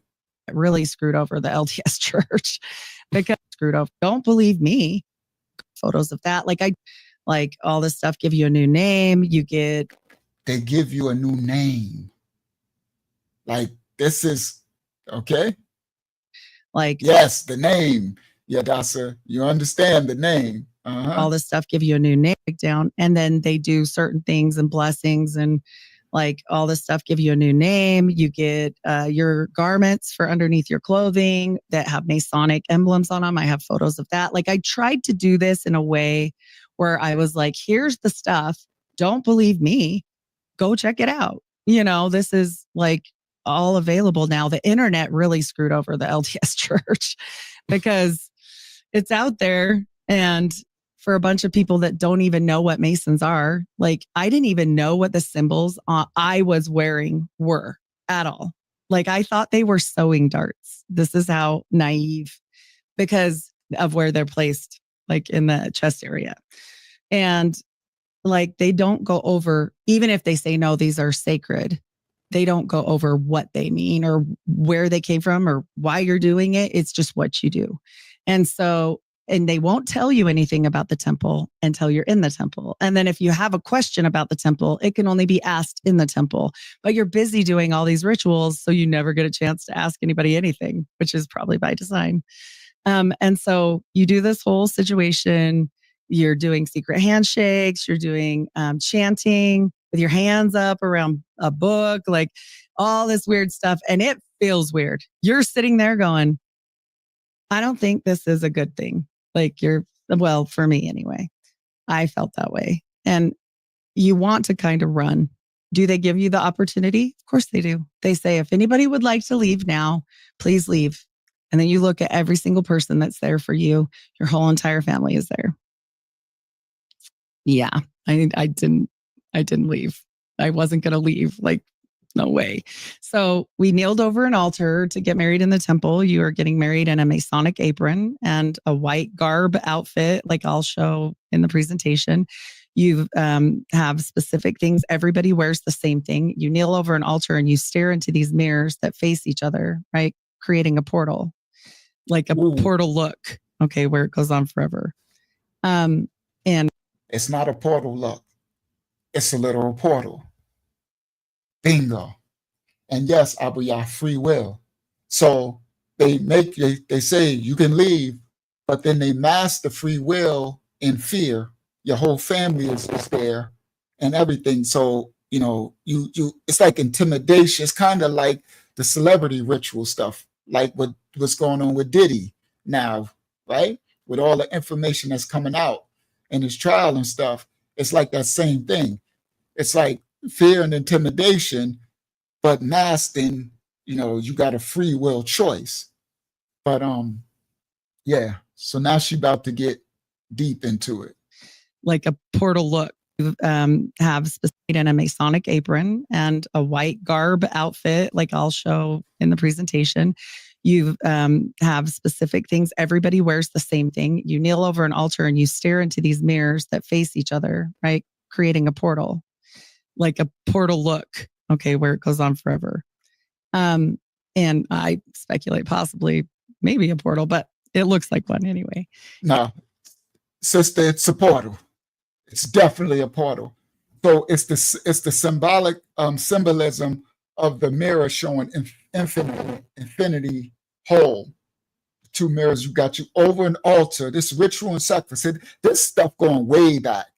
This going back to fallen angel stuff. And that's why they keep the people dumb. Okay? They keep the people dumbed down to what they're doing because you're making covenants without even knowing that what you're doing. Like you're making the covenants without even knowing that you're making a covenant. You understand? My people destroyed for a lack of knowledge. So yes, it's definitely a portal. And you swear that you will be married to this person. It looks like a portal look. There's the same thing. You kneel over an altar and you stare into these mirrors that face each other, right? Creating a portal, like a portal look. Okay, where it goes on forever. And I speculate possibly maybe a portal, but it looks like one anyway. And you swear that you will be married to this person for time and all eternity. And when you get a new name in the temple, your husband goes through first and he gets his new name and he gives his name to God, pretend God, on the other side of a real curtain. Like this is all really happening. This isn't like a show. This is like you're sticking your hand through these little holes and you're doing the secret handshakes to get past the angels and sentinels that guard the veil. And if you don't know, hold on, it's so much she's telling, right?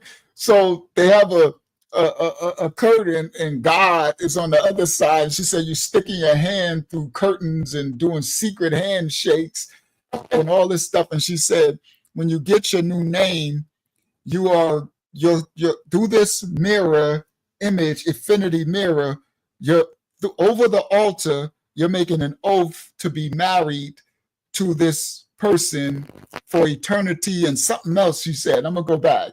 Okay. That's what the Satanists do with the white hair, said Hakyama. And that's the funny thing is, as the Most High has us bringing out these individuals' testimonies, you're going to see they all align, right? They all intersect.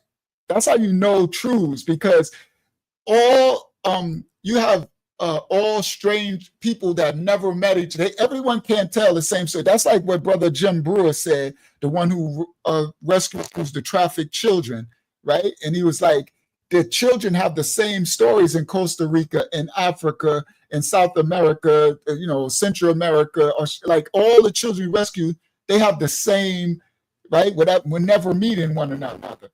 All right, let's continue. And you're doing the secret handshakes to get past the angels and sentinels that guard. To get past angels and sentinels. Now these are dark. Curtain. All of these are fallen angels, right? And all these things, it's the dark side, but they teach you that it's the light. This is all really happening. This isn't like on the other side of be married to this person for time and all eternity. And when you get a new name, for time and all eternity, that you're marrying this person. That's not biblical. Maybe a portal, but it looks like one anyway. And you swear that you will be married to this person for time and all eternity. And when you get a new name in the temple, your husband goes through first and he gets his new name and he gives his name to God, pretend God, on the other side of a real curtain. Like this is all really happening. This isn't like a show. This is like you're sticking your hand through these little holes and you're doing the secret handshakes to get past the angels and sentinels that guard the veil.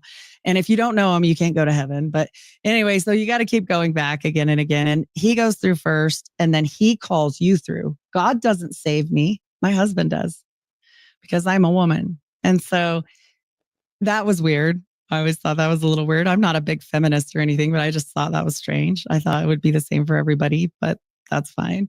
And then, after that, you go through and finish up. That's not biblical. The Most High is salvation.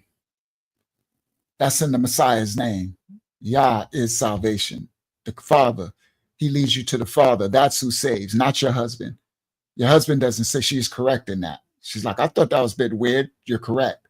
Because nobody's husband saves the woman, and the Most High saves. Your husband can cover you and lead you to the Most High or lead you away. That's why you got to be careful, sister and brother, because your wife can lead you to the Most High or lead you away, right? But nobody saves anybody but the Creator. So she's correct in that. All right. And for eternity and these new names. It's a lot of rituals going on at one time. It's like an overload of rituals. So it's like a bunch of portals open at one time. Your doctor says so much of this is so much of this is intersects with the Greek life rituals, handshakes, name changes, chants, covenants, facts. And you'll see it's like it's Masonic, right? All of it, right? So it's they all intersect, okay? They all intersect.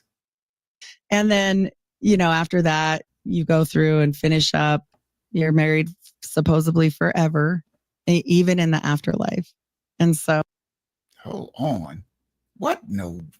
What in the devil worship? You ain't married to nobody in no afterlife. There's no marriage or given in marriage. You are married to your husband or your wife on this earth until they die, until death do us part. That is the devil. You go through and somebody said, who is that? They said it's not a devil, it's a lie. It's the devil is a liar. Okay, I'm glad I thought of this. Let me explain. You're correct, sister. I forgot who it was. The phrase is the devil is a liar, right? But because if you say the devil is a lie, that means the devil, there's no devil, kind of. But we speak in slang. Y'all know in slang, we don't always pronounce liar. That's where the devil's a lie. That's a slang saying liar. Okay, y'all understand that. So understand, we speak a slang tongue. Like we don't pronounce all words. You know, it's a, right? So that's what that means. The devil's a lie. So I'll say it a lot, right? So that means he's a liar. Okay, I just want to explain it because yeah, it's in Donnie's because the sister was like, he is a liar. I'm like, oh, she's correct. He is a liar. But we're just, you know, we just speak slang. We speak Ebonics. It's just, yeah, it's a Habaraya thing. It's a black thing. It's a blackity black thing. That's how we, you know, we kind of talk like that. Devil's a lie. You heard? Right? That's why some people, that was fire. Right? They don't say, some people say that was fire. You see what I mean? That's like a New York thing. We say everything correct. Fire, like New Orleans, right? They say Nolans. See, that's the devil's a lie. I'm going to Nolans and it's fire. Okay. So we understand. You're right. The devil is a liar. He sure enough is. But he's also a lie. From the lake of fire. Lie for the lake of fire. All right. All right, let's continue. I'm glad I just thought of that because I've been wanting to see. She wrote it weeks ago, but she's correct. It's the devil. Correctly, it's the devil is a liar. Okay, everybody. Yeah, lie, pass on fire. Right. All right. Let's go back a little. through first, and then he calls you through. You're doing the secret handshakes to get past the angels and sentinels that guard the veil. And if you don't know him, you can't go to heaven. But anyway, so you got to keep going back again and again. And he goes through first, and then he calls you through. God doesn't save me. My husband does, because I'm a woman. And so that was weird. I always thought that was a little weird. I'm not a big feminist or anything, but I just thought that was strange. I thought it would be the same for everybody, but that's fine. And then, you know, after that, you go through and finish up. You're married. They going in now. They like, that's what's up. No, it's not. It's not that's what's up. It's that's what is up. Okay? It's not nah mean. It's do you know what I mean? Right? I'm not making a joke of the sister who's correct. It is a lie. I'm saying this is what they'll do to us in like in English class or whatever, right? School. They'd be like, excuse me, it is not nah mean. It's do you know what I mean? Right? Right? You heard me? You heard? It's like it is not you heard, it's do you hear? Right? It's not you heard, man. That's from New Orleans knowledge. It's do you hear me? You heard? What do you mean you heard? That's those English teachers will lose their mind, right? Guys, you cannot say that. Shout out to Bilal in the building. Tigers for life. All right. T4L. All right. So, right, right? They just stop the prayer. Like, come on, you'll drive nah, I mean, you'll drive them crazy. It's do you know what I mean? Excuse me, you get a ruler popped on your knuckles. You like, right? We said just to drive them crazy. All right, all right.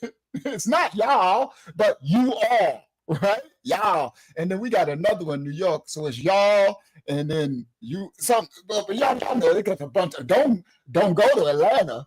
Oh, stay out of the South. You do not want to go to Atlanta. They took it to a whole nother level. They speaking on you like what? I don't even know what you're saying. First of all, right? All right. So anyway, let's go back. But she's correct. The devil is a liar, and he's also a lie. a lie for the leg of fire. All right. All right, let's go back. Supposedly and then, after that, you go through and so that was weird. I always thought that was a little weird. I'm not a big feminist or anything, but I just thought that was strange. I thought it would be the same for everybody, but that's fine. And then he calls you through. God doesn't save me.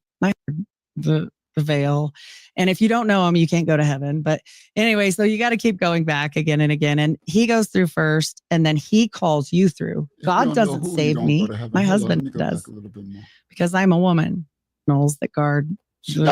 And he gives his name to God, pretend God, on the other side of a real curtain. Like this is all really happening. This isn't like a show. This is like you're sticking your hand through these little holes and you're doing the secret handshakes to get past the angels and sentinels that guard the veil.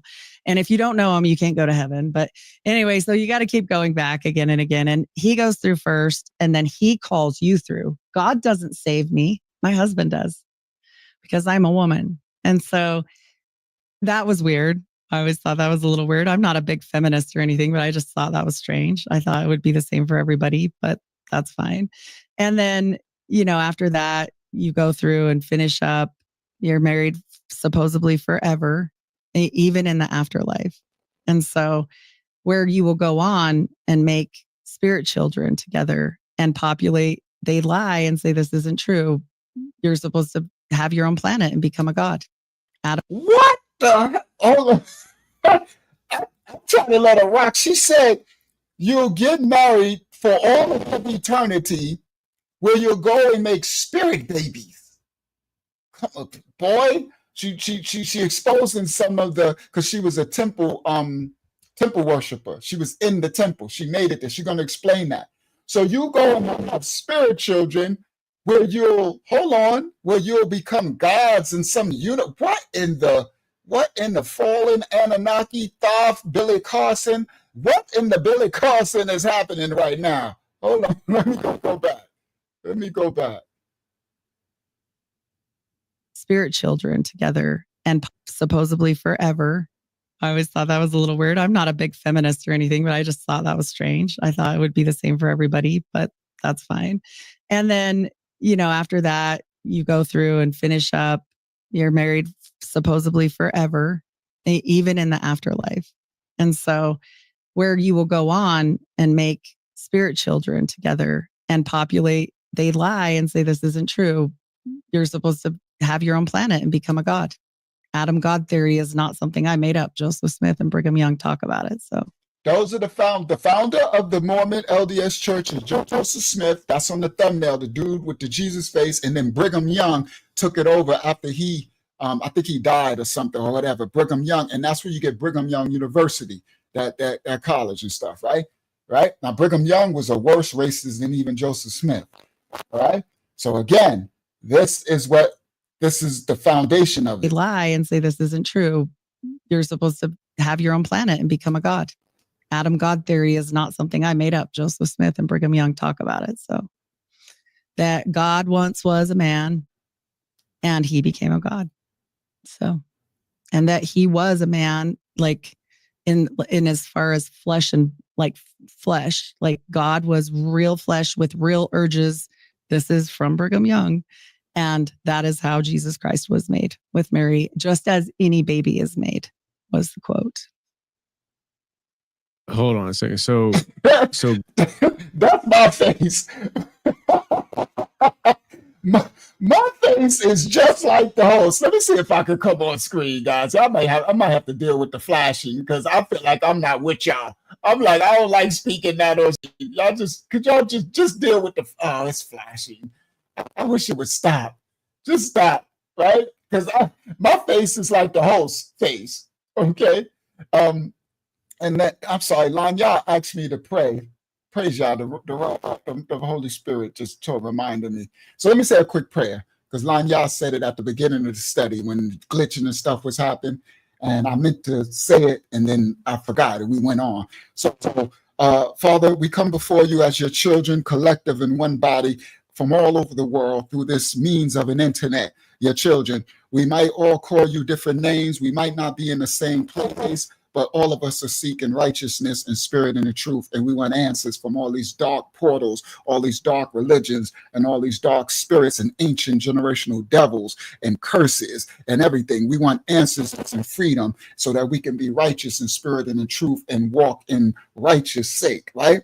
We ask you, Father, can you please cover this and this teaching, this testimony from this sister and all of these doors and spirits and exposing these ancient fallen angel religions and practices from old time.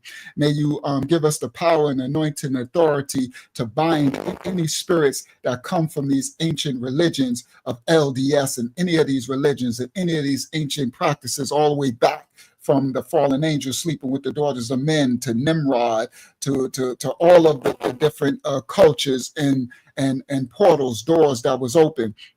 We rebuke and reject any of these spirits. They do not have entrance into our homes, our phones, our lives. We're not in agreement. We're exposing them, and we're exposing them in spirit and in truth, and we reject them. They don't have acceptance into our homes, into our temples, into our lives, or our family members' lives.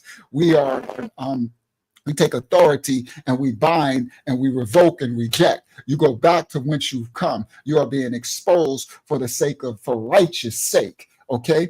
Praise the Most High. We ask you to please continue to cover and bless and pour into us all so that we can rightly divide the truth from a lie, and we can be the light in the darkness, and we can understand the light of righteousness versus the light of unrighteousness, dark light. May you cover and bless us all. And in this, we say this prayer in the name of your only Yah's Son who comes in your holy name. We say Aman Yah, Amen, Hallelujah, Hallelujah, and Shalom Yah, Selah. Tayada. Thank you, Father. We love you. All right. May the Most High cover and bless you all. All right. Thank you, Lanya. All right. So if y'all can just deal with my glitching, I mean, I'm gone from the screen, guys. I'm like, so what I'll do is when I talk, I'll turn it on. And then when I'm not talking, I'll turn it off. I'll try to just keep going back and forth. Okay. So my face was like his face on the screen. After she just said all that, she just said, okay, she said there's an Adam God theory or something. Man, I'm going to put it back. And she said they teach that God was a physical man, right? The creator. And he slept. This man slept with Mary. And that's how Jesus was born. And then they become gods and get their own planet. And when you marry a person through this ritual, I guess that's why they have that portal with the mirrors, that you're making an eternal oath for eternity. They're trying to bind your spirit in the spirit realm. Yo, this is one of the nastiest ones I've heard so far. Kinda not nasty, mean doing disgusting things to you, but I haven't heard one that binds you even in the afterlife. Meaning, when your physical body dies and you go back into the spirit realm, they're trying to bind you in the spirit realm for eternity. That's a lake of fire, meaning that's death outside of the presence of the Most High for eternity. So they're trying to get you to sell your salvation even before the judgment. Like, that's crazy. That's like some real next level stuff. Okay, man. Okay, let's go back again. She said a lot. Let's go back to all that. Spirit children together. Go back a little more. You go Shout out to Go Chuck through and Taylor in the finish building. up. You're married supposedly forever. Go back just a little more. That was a little weird. Yeah. I'm not a big feminist or anything, but I just thought that was strange. I thought it would be the same for everybody, but that's fine. And then, after that, you go through and finish up. You're married supposedly forever, even in the afterlife. And so where you will go on and make spirit children together and populate, they lie and say this isn't true. You're supposed to have your own planet and become a god. Adam God theory is not something I made up. Joseph Smith and Brigham Young talk about it. So that God once was a man and he became a god. So, and that he was a man, like the Most High was a man and became a god. Okay. In as far as flesh and like God was real flesh with real urges. This is from Brigham Young. And that is how Jesus Christ was made with Mary, just as any baby is made, was the quote. Hold on a second. So God, when you say God was a man that became God, are you referring to the Godhead that they think of it that way, or Jesus? Are we talking about Jesus? Or both? No. Okay. So they don't believe in the Trinity. They believe there's God the Father. Jesus Christ is his son, made by copulation with Mary and the Holy Ghost. They're three separate entities, but their God's name is Elohim. And there's also a heavenly mother. Touch y'all about that Elohim. It go back to El, God. Okay. And we all lived in a pre-existence, and we basically chose all of our struggles. We chose our life. We watched it. All the things that have happened to you here, you did to yourself. And then eventually when your parents get together, you're like, okay, my turn. And then you jump in, I guess. Because we're one of God's spirit children. Also, Lucifer is Jesus Christ's brother. Just so people know. And I've heard that doctrine before too. So she said everything. So for some, you could see a little bit of some of the truth intertwined. Y'all know that's the spiritual warfare of darkness. It's intertwined a little bit of the truth with all of the darkness, all of the lie, right? A little bit of it intertwined. So she said we jump in and then Jesus and Hasatan were brothers. I've heard that before. I didn't know where that doctrine comes from. Now she letting me know that that's where this comes from. There's probably other places too, in other cultures, right? This is some wicked dark stuff, bro. When your parents get together, you're like, okay, my turn. And then you jump in, I guess. Because we're one of God's spirit children. Also, Lucifer is Jesus Christ's brother. Just so people know. And this is Mormon theology, not real. This is what they say, that he literally was his brother, and that, they were up there together and they had an argument about how man should be. So Lucifer wanted to control us and make us do everything, whereas Jesus was like, no, let's just give them away. So then Lucifer and him had a fight, and then he got all haughty, just like the war in heaven. And then black people are black because in the war in heaven, they decided that they didn't know. Oh, here come the black and the black. Yo, you cannot get away from it for too long. Here come the black and the blacks. Like, what we got? Why is we include? But keep us out your mouth. We got enough problems. We transgressed the Most High on our own. Why we in this book? Right? All right. Yo, they the wealthiest. Yo, Brother Kevin. Salute, Brother Kevin, too. I'm gonna answer your email. Thank you, Delilah Shah, for Brother Kevin. Thank you for your email. Let me know who you are, King. And oh man, you go back. My elder, salute, Elder Brother Kevin. He go back. He was even in Hempstead show. He said he was in Hempstead too. Salute, King.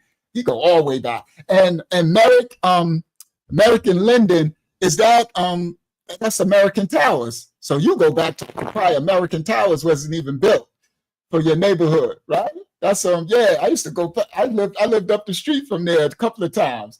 All right. So anyway, Well, shout out to Dayad. I saw Dayad from Brooklyn.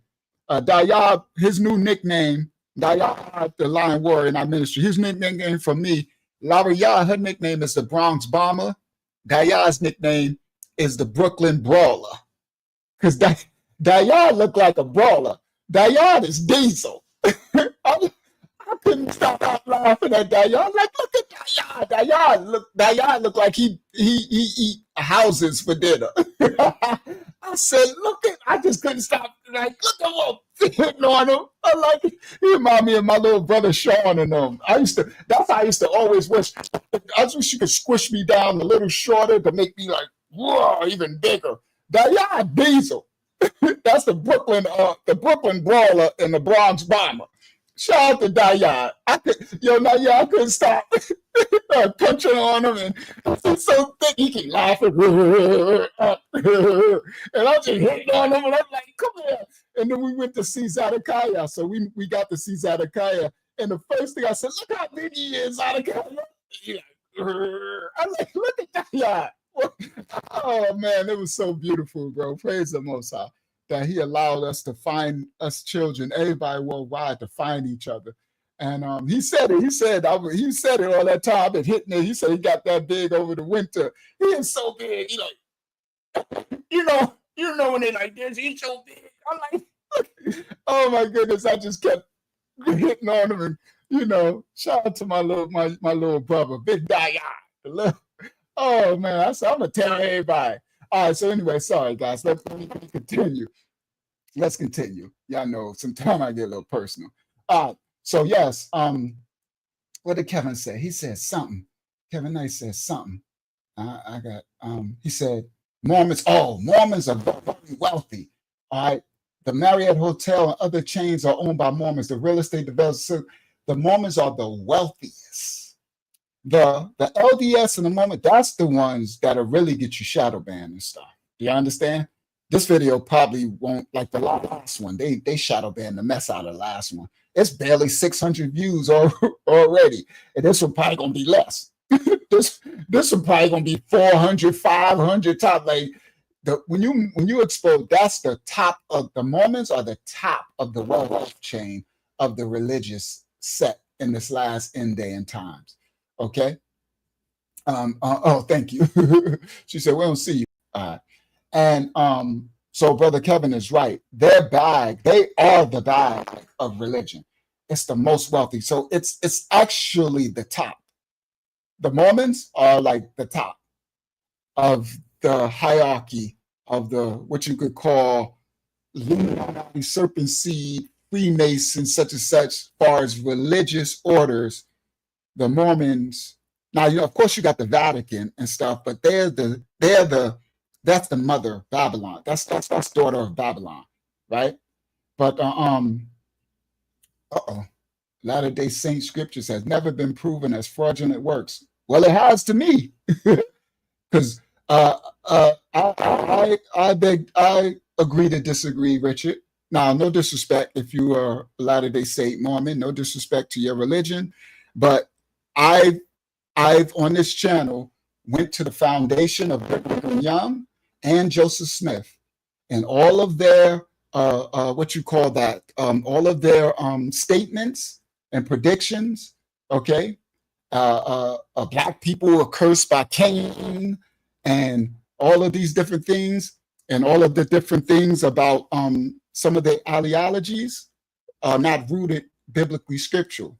Okay, but we each have we can believe what we want. You want to believe that Joseph Smith met with some angels and all this other stuff? I don't believe all that, right? Just like I don't believe David Koresh. I don't believe Brigham Young. I don't believe, what's the dude from the Jehovah Witness dude? And they have all these predictions that don't come to pass. Then they change the prediction, and then they change this, right? But all right, so now this to the brother Richard, this is an ex-Mormon born in it. So it's not my testimony, it's hers. I can only attest to reading their scriptures, reading their prophecies, reading the thing that didn't come to pass, that was false, proven to be false, and the scriptures that I know is false because I know the Bible, right? So I know that that ain't biblical at all. And anybody can just write anything and make up something, right? You had what's the little Ellen G. White, what religion, what's that one? They kill me. They always have these visitations and dreams, and they, then they make a religion, and then all people follow it, and later, nah. So but like I said, anybody you can practice your own religion. So let's go back. But yeah, that's Seventh-day Adventist with the LNG. Now with all of them, they have a little bit of truth mixed in with their own doctrine of men. This goes all the way back. Even the actual Bible got a doctrine of men written inside of it. That's why it said it shouldn't be added to or taken away of the man has. That's why we have to rightly divide the word. You see? But these other ones, like he just says, nothing been shown to be false. That's false in itself. Because within the Bible, there are additions. Otherwise, it wouldn't have to be rightly divided.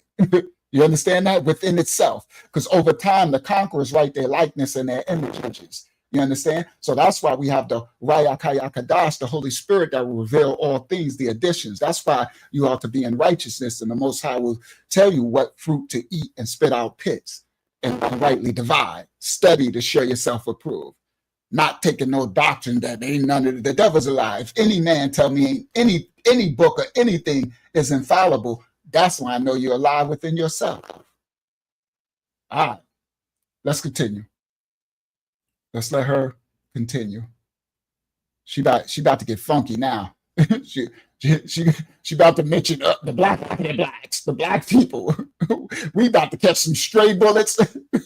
We about to catch strays left and right now. Lucifer is Jesus Christ.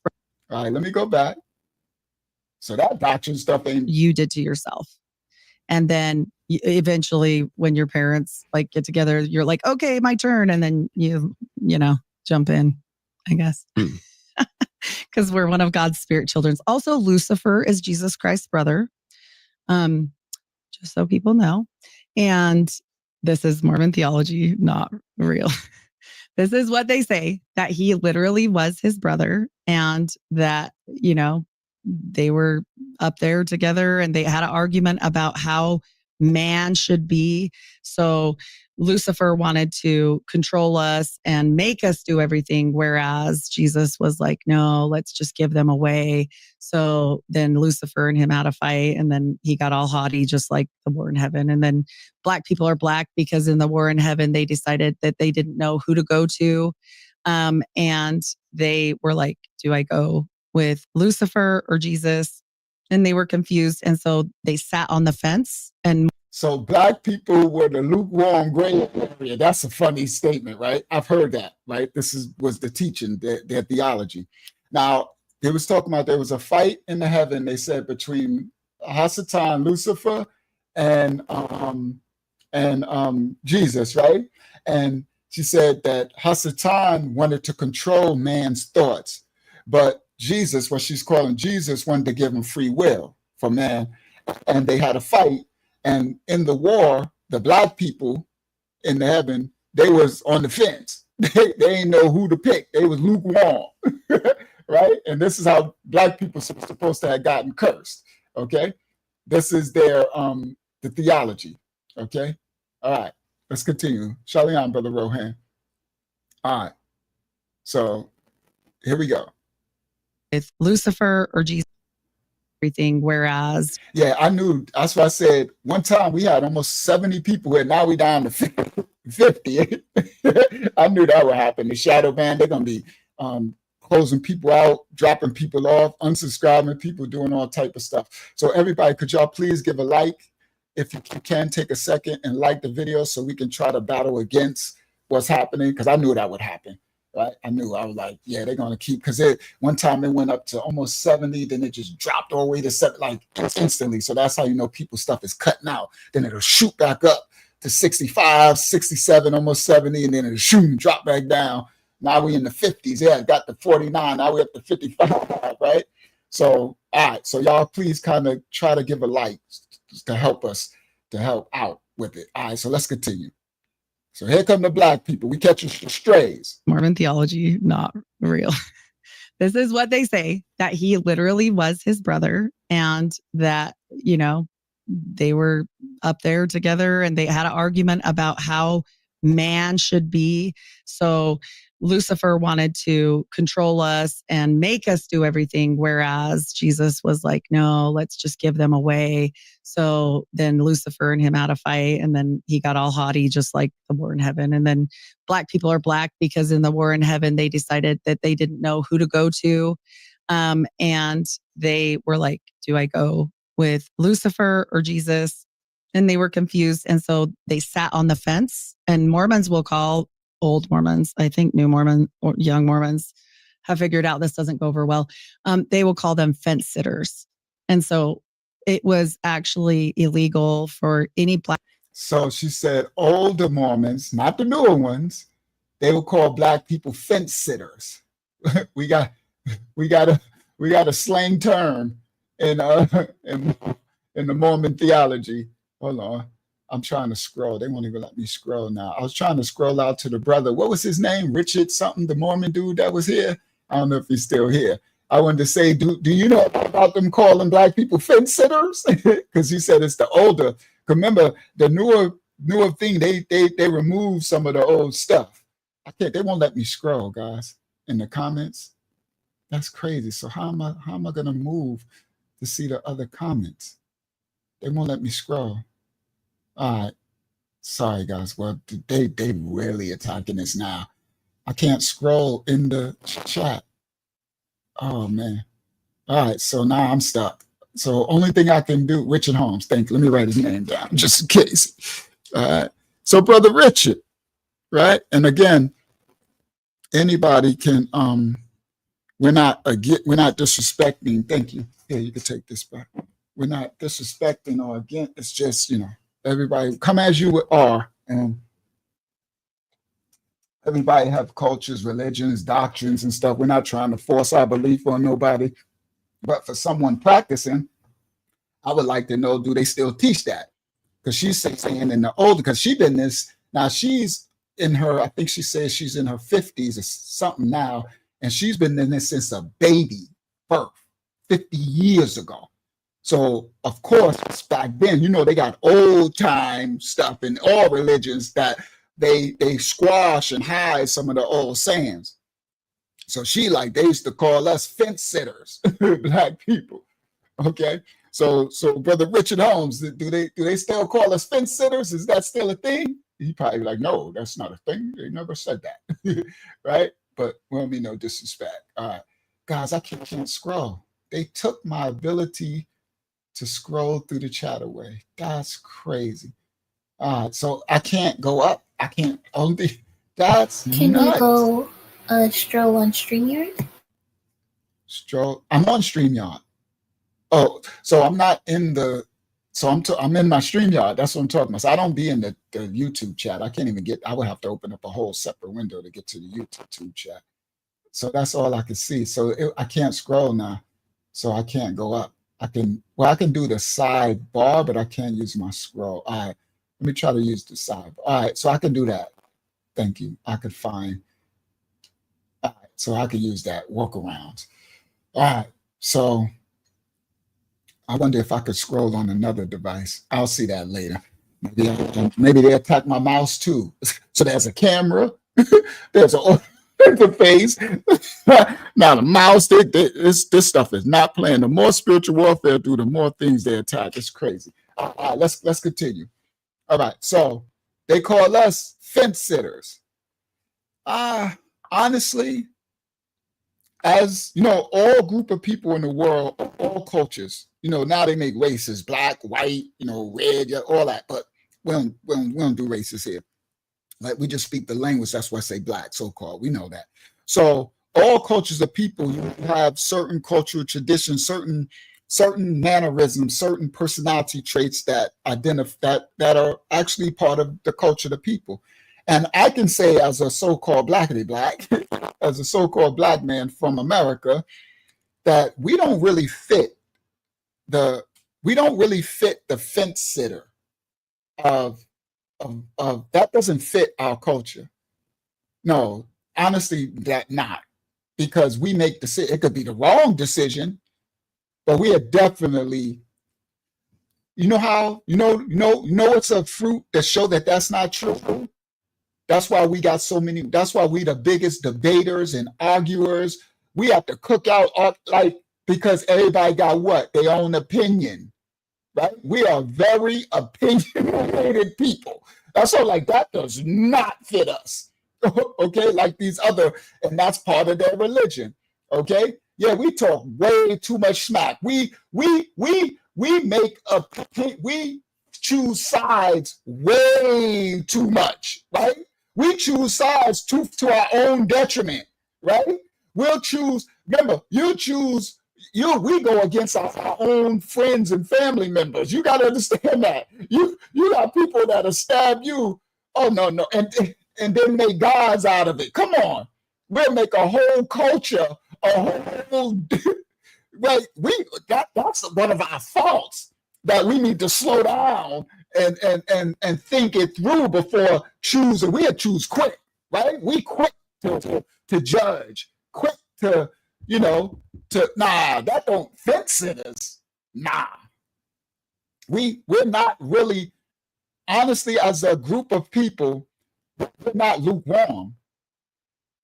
We hot or cold. A lot of us will be on the wrong side, but we are quick. We are really, come on, Chuck. We make decisions. We couldn't survive what we go through if we didn't make decisions. Oh, we have to make decisions. We born making decisions. You know? I mean, Tom, I'm a little boy coming out of Parks Outside Projects in the freaking 70s, coming outside that project door. I got nothing but decisions to make it back home. You know, before the street lights. Come on, Chuck. I don't know if Chuck an elder like me, but before the street lights come on, I got to make it back to my projects after we done went all on the missions. Nothing but decisions. Nothing but decisions. You better make it or perish.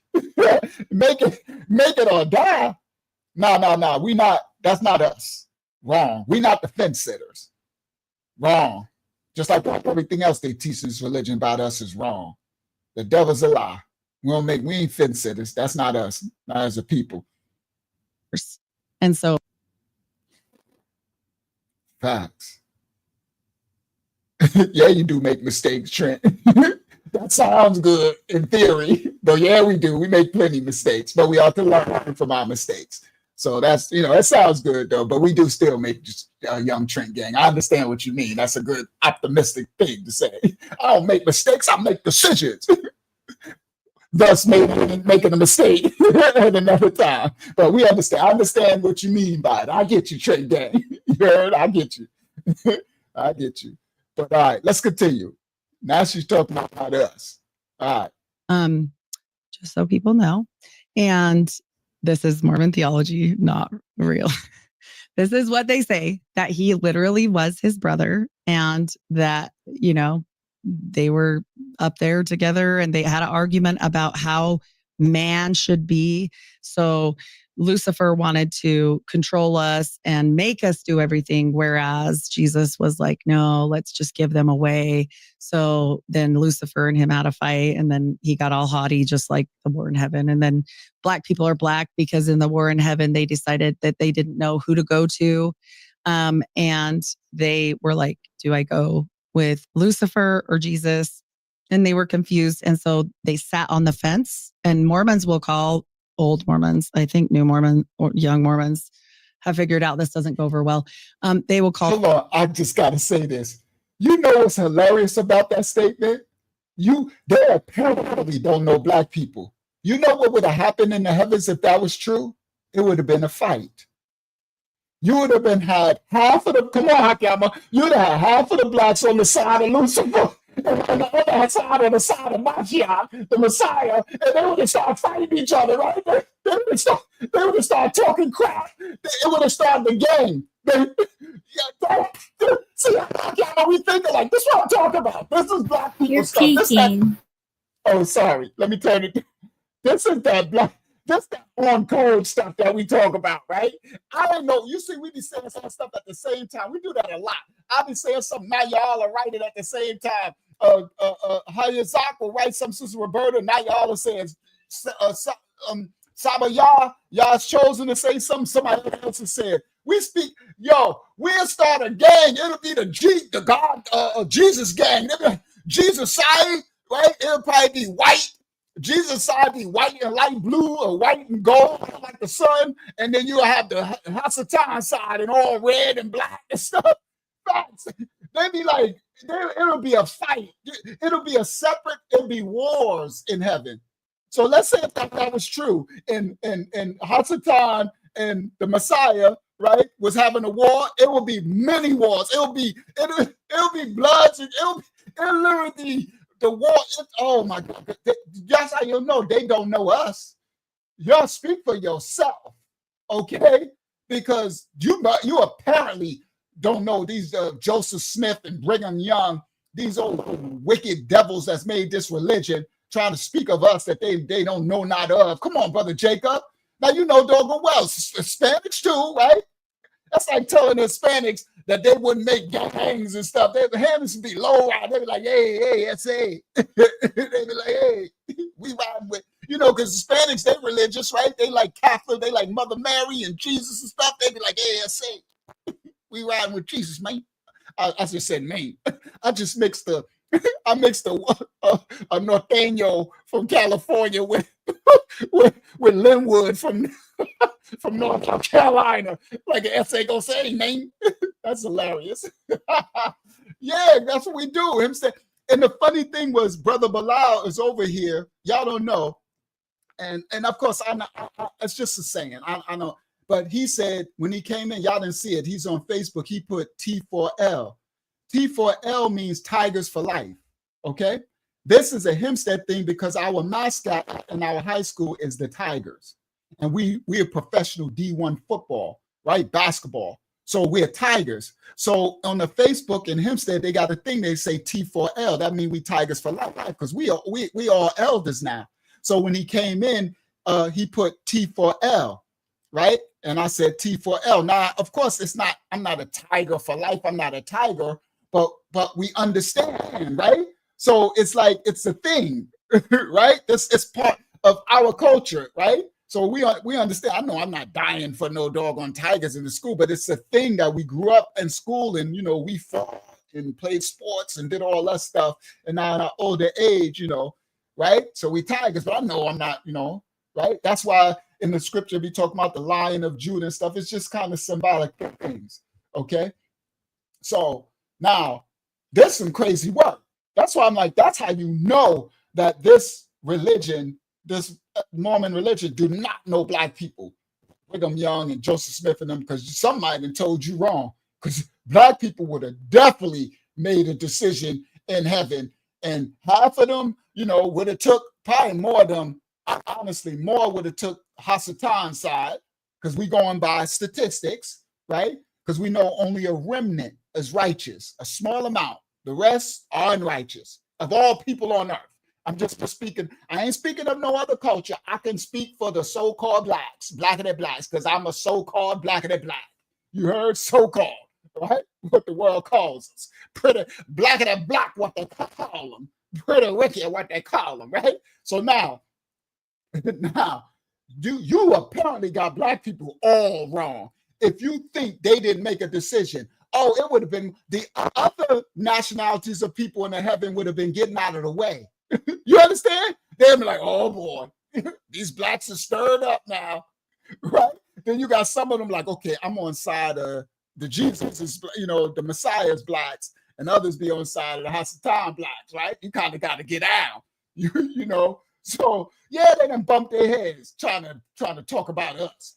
The devil's a lie. I know you ain't talking about our people. Talk about so we ain't make no decision. We went further than the decision.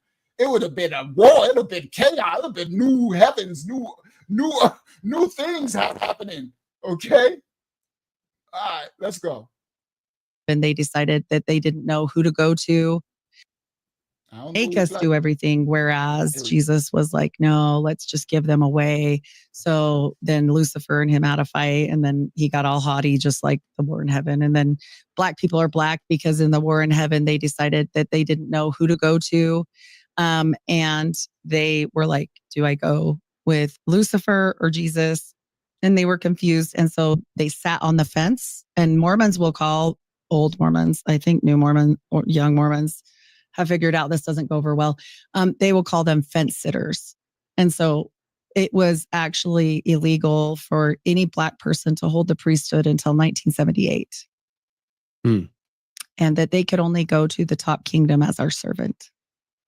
So the only way we could make it to the top kingdom of heaven, we got to be the Mormon servant. So we slaves. Oh, yeah. We slaves all the way to the kingdom. The devil's a lie. Talking about we fence sitters. Somebody told you wrong. But yeah, Trent, you correct. And once you choose the side, and you down with the side, and we all become one. I don't care what nationality, right? Yeah, slavery all over again. Even in the. All right, so let's continue. All right. So he said the racism you attach to well, actually, Brother Richard, I'm not attaching no racism to it. These are the ancient manuscripts. So the difference, Brother Richard, is maybe you haven't read the old Mormon books. Joseph Smith, original pamphlets, original scriptures, Brigham Young, early ones. Now, you want to say the later ones where they took out all of these things. Now they're saying some black people can become priests and be in the temple and stuff. That wasn't always there. Okay? That wasn't always there. And if you want to try to act like it was, then go ahead. You can't, I mean, you can you can fool some people, but you can't fool me, because I study show myself approved through all cultures, religion, languages. We don't just we expose everybody. The Bible, the blacks, the whites, the Mormons, the Christians, the 7-day Adventists, the Jehovah Witnesses, the Protestants, the oneness Pentecostals, we are equal opportunity exposer. So this ain't tonight. This sister is just telling her testimony, this former Mormon, about from birth. Okay. So I don't know, were you born into it, Richard? Were you born into the Mormon religion, and how old are you? Because that also has a key. All right. So you can't tell a 65-year-old Mormon who was born in it 60 years ago, 65 years ago, and can tell you firsthand what was happening. And then you come along 30 years later when they rewriting stuff and all. Nah, we don't do that here. We study and show ourselves approved. Okay. So again, I'm not making no racist. I'm reacting to what her testimony, and the only statements that I can make is things that I read from the old ancient Mormon stuff. So go read up. I done read up Joseph Smith. I done read up Brigham Young. Brigham Young is the most racist person in American history, one of.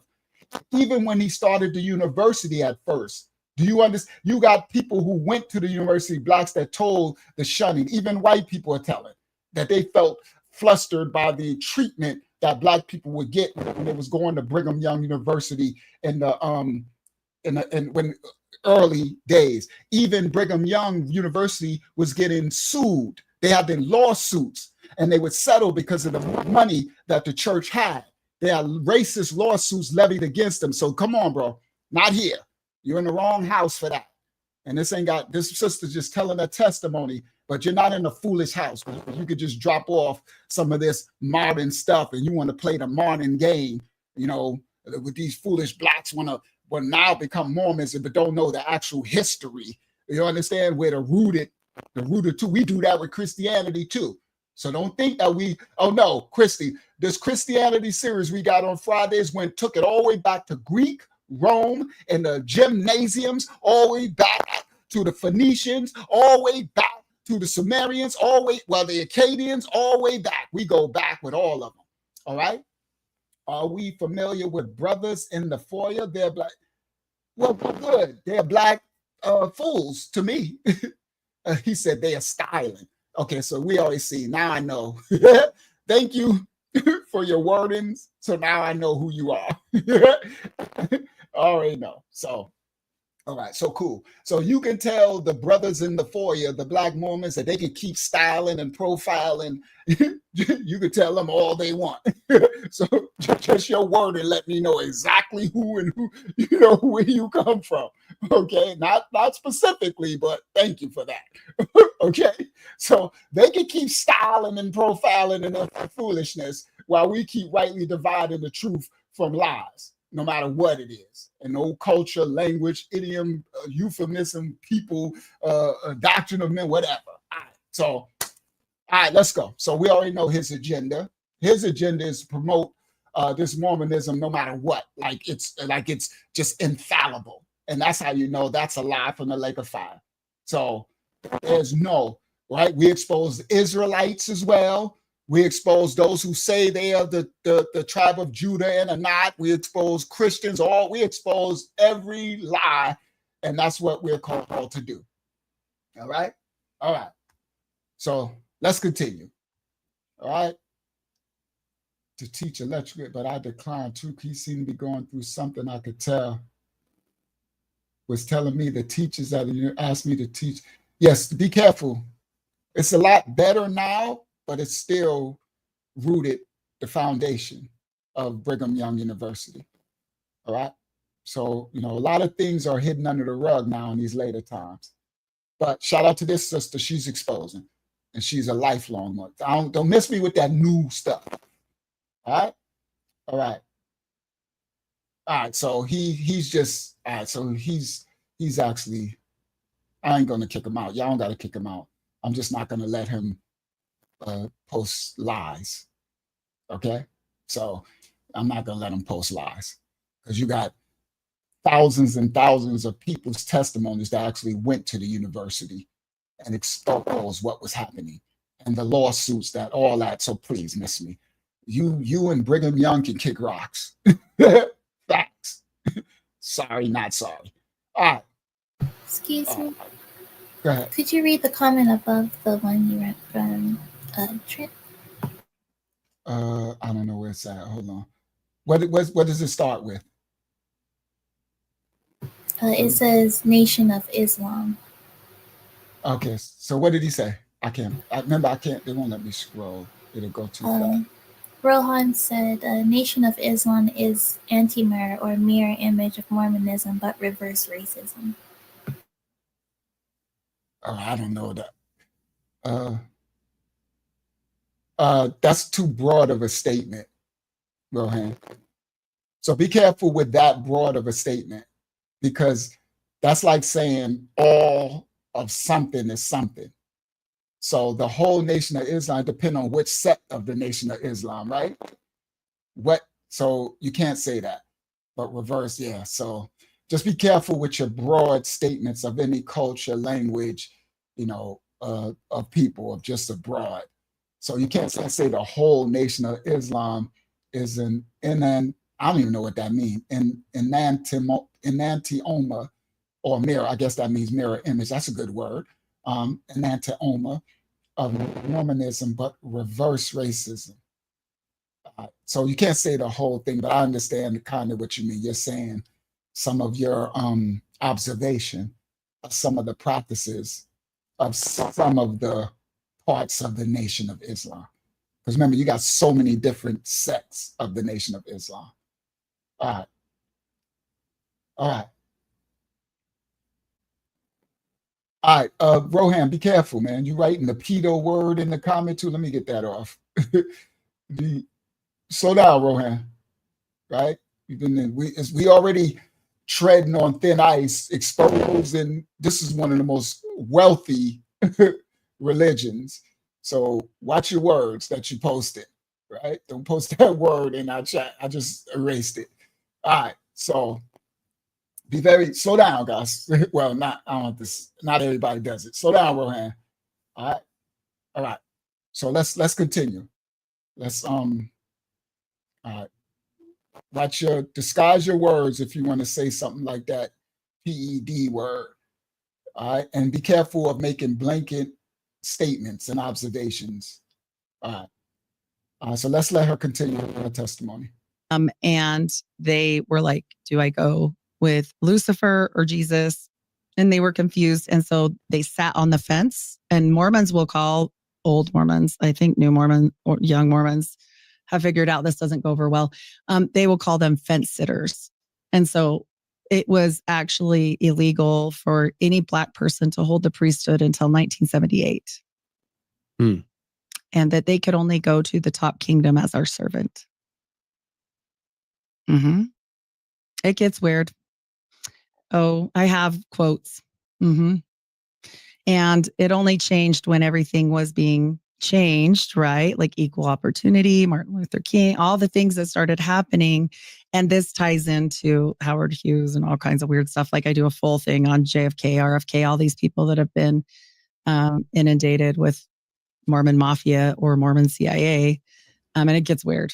But I will tell you that they absolutely believe this. And they also said, this is a direct quote from Brigham Young, the second prophet, seer, and revelator of the church, is better to, if you saw your wife in bed with a Black person, better to run them both through with a blade than let them live. Also, it was a blood atonement sin. Hold on. And I heard that quote before. See, that's what I'm saying. So now I'm not saying that everything this is allegedly, this is her testimony, right? Now, what I'm saying is,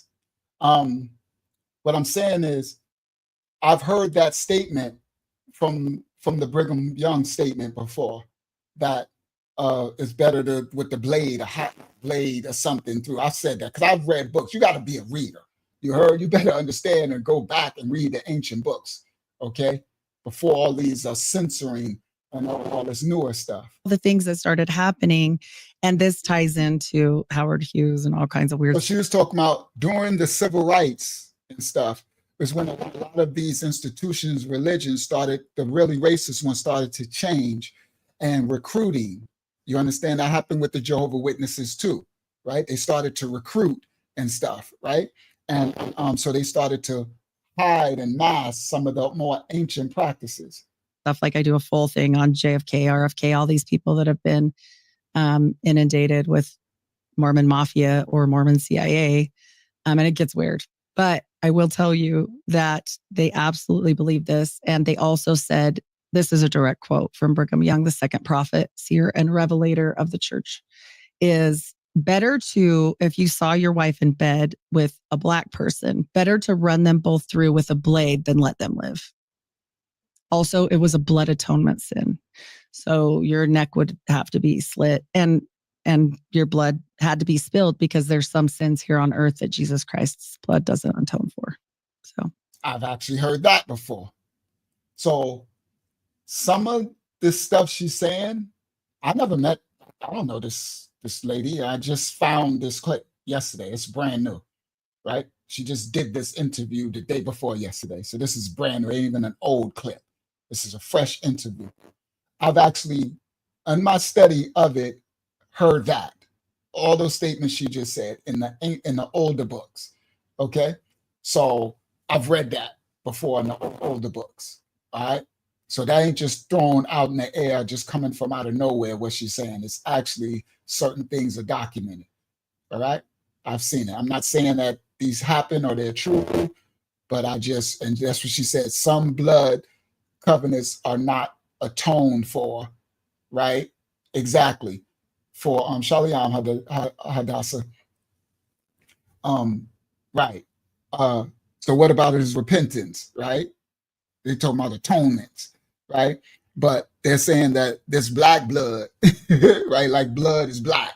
Blood is red. Well, it's actually not red until the oxygen hit it, but the blood is red. And you know what I mean? But anyway, so let's continue. your neck would have to be slit. And Wyatt, stay focused too. Don't let him pull you into no side conversation. Like how Yama said, let's stick to the topic and what's going on. the blood atonement sin. So your neck would have to be slit and your blood had to be the blade, then let them live. Also, it was a blood atonement sin. So your neck would have to be slit and your blood had to be spilled because there's some sins here on earth that Jesus Christ's blood doesn't atone for. So. Wow. And that's not true biblically. It's big. Yeah. And I like to bring receipts only because it sounds insane. Like, and Utah was one of the last to let go of the firing squad. And they did that because of the spilling of blood. They could choose. Wow. Okay. Yeah. So let's So go. now on her, she got a whole thing, right? And they're going to do an after hour one that you pay for. I'm going to figure that out. Wyatt, I'm going to take you up on that to see if we can get the behind the scenes stuff, because that's where they drop the real stuff, but it's behind a paywall. So we're going to try to pay the paywall. So because they saving the real. So she brings receipts. You heard her. So she don't just talk. She brings all, and she's been in her grandmother. She's been, okay. So what I do, guys, is this interview was it was like 2 hours, but there's a lot of spill. You see, it's only 43 minutes. So I go through and I cut and try to get the most engaging parts because she's telling all of her life story. So let me give a little expanse. Her lineage go back to the first Mormons in Utah when they, what she called it, they migrated, right? And they started to populate this area. And she said that we are pointing a finger at you. Look, oh, I'm not on the screen.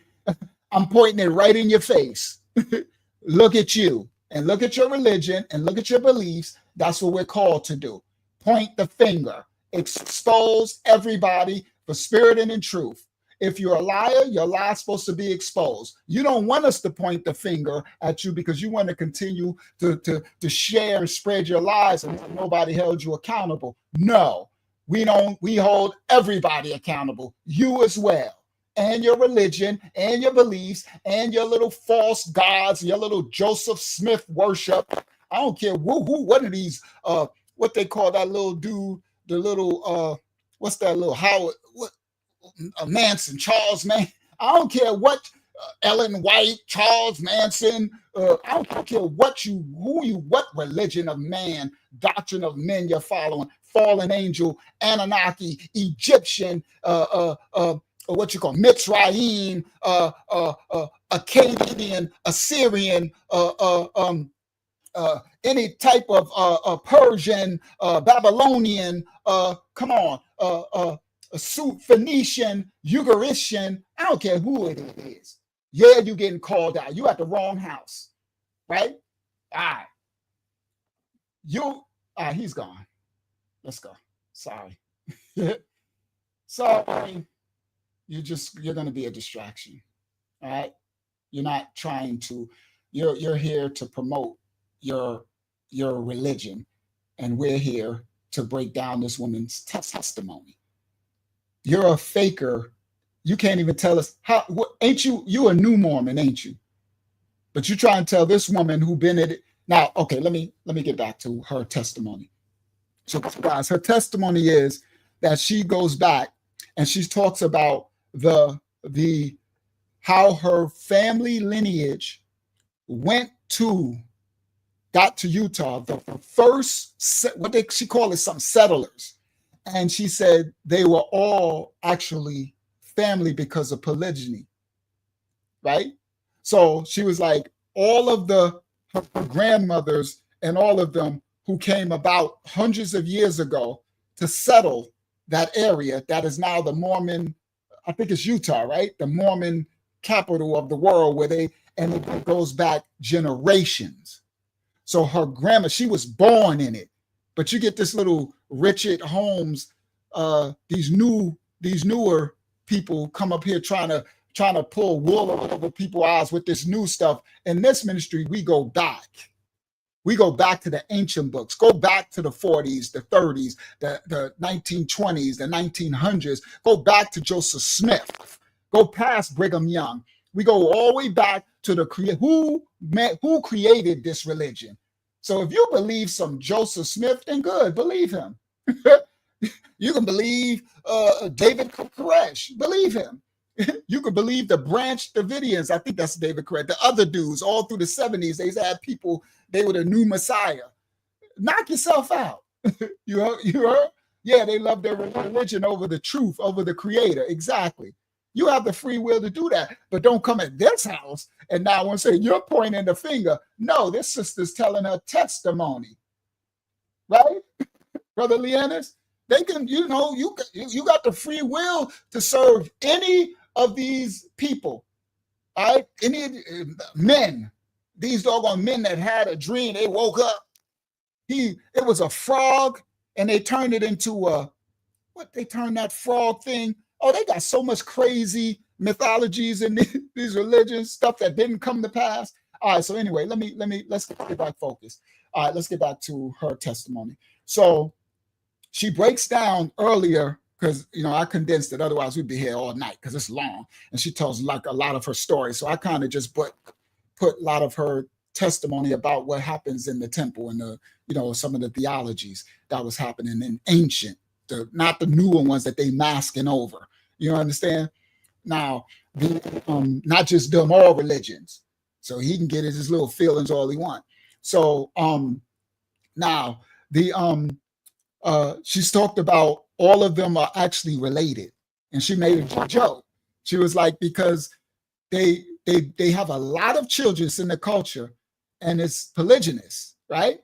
And they, so all of them are sister cousins and wives, and after years and generations, they're all related, keeping the bloodline. Come on, Hakyama, y'all know what it is.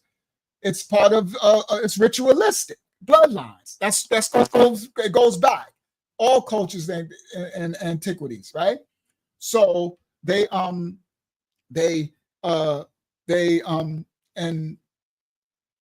y'all just delete his comments. Don't what's the name? Don't what's the name him? What do you call that when you don't ban him? Moderate, just delete his comments because his comments is just to being distraction, right? He's just here to promote this religion, and we're not promoting no religion. We breaking down this sister's testimony.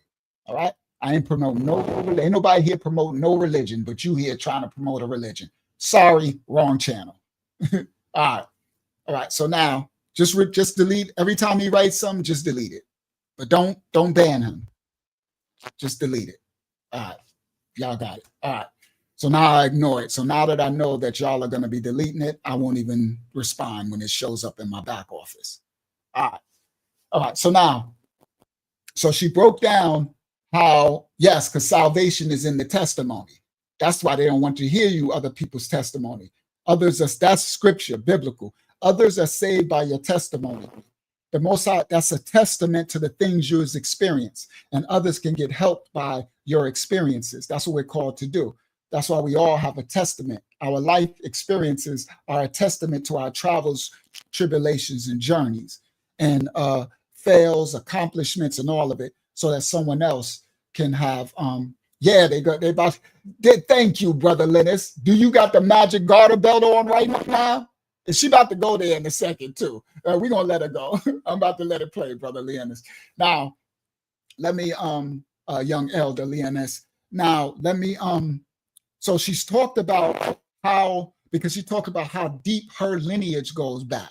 So she says she understands these newer Mormons, but she's talking. See, this woman is talking, she's in her 50s already, almost 60s, and she's talking about her grandmother. You understand? And when they were the first to settle, and she said her husband and them roots go even deeper than hers. And she says, technically, we're probably all cousins, right? Because, right? So, and that's the bloodline. All right, so now let's continue. She's going to go into more of the temple stuff. Okay, Yeah. so let's of the spilling of blood. So she talked about the blacks and that, Brigham Young taught, that's what she said, allegedly, but it's documented, but she got receipts, but allegedly that, if one of them sleep with a black, it's better to spill the blood and do unalive them and all this type of stuff. That was part of his doctrine back then, allegedly. And because that blood that you mix with can't be atoned for and all that, y'all already know they did not they did not like the blacks, right? Which a lot didn't. All right, so let's continue. Because of the spilling of blood, they could choose. It gets big. Yeah. And I like to bring receipts only because it sounds insane. And Utah was one of the last to let go of the firing squad. And they did that because of the spilling of blood. They could choose. Wow. So she said Utah was the last to bring the end to the firing squad because they liked the spilling of blood. That's the blood rituals, blood oaths. Okay, Yeah. so let's go back to the temple, and you're going through this ritual, and you brought up the idea of mirrors, and that definitely, I mean, mirrors are portals in the essence, and to me, in the very essence of what they are and what they do. Not in a woo-woo sense, but like they're a threshold, clearly a threshold of something else. And what we see physically, now we're crossing the woo-woo, because now it's like, all right, what we see physically, maybe there's more that's there other than what we physically see as a reflection. So what he's saying is the mirror itself is not a portal, but it's what you do with. You can take the mirror and enter a spiritual covenant and open a portal with the mirror, right? So it's like when we was kids and we played that, what's that Bloody Mary thing in the bathroom? You're supposed to say it 3 times. I think I said it twice and didn't do it the 3rd time because I played it, cut the light off and all that, right? That's where they get that Candyman stuff from, right? It's that bloody, don't play this stuff. That's making the mirror, turning the mirror into a portal, because you heard of this oath thing, this Bloody Mary thing, this thing, and children play with. And I did it in my bathroom. I remember, so you do it when you're around others, but then you told to go home. And I remember, I was in the projects and I had the light off and I'm in the mirror. And if my grandma knew I was in there doing it, she would have beat my butt, right? She would have beat the Bloody Mary. I've been Bloody Mary, all right, right? And I remember saying it twice. And then when it got down to the 3rd time, my spirit, I'm a little boy. I think I had to be around 8, 9 years old. And my spirit, I didn't say it. I never said the 3rd one with the lights off. Yeah, that's where they got the Candyman movie from.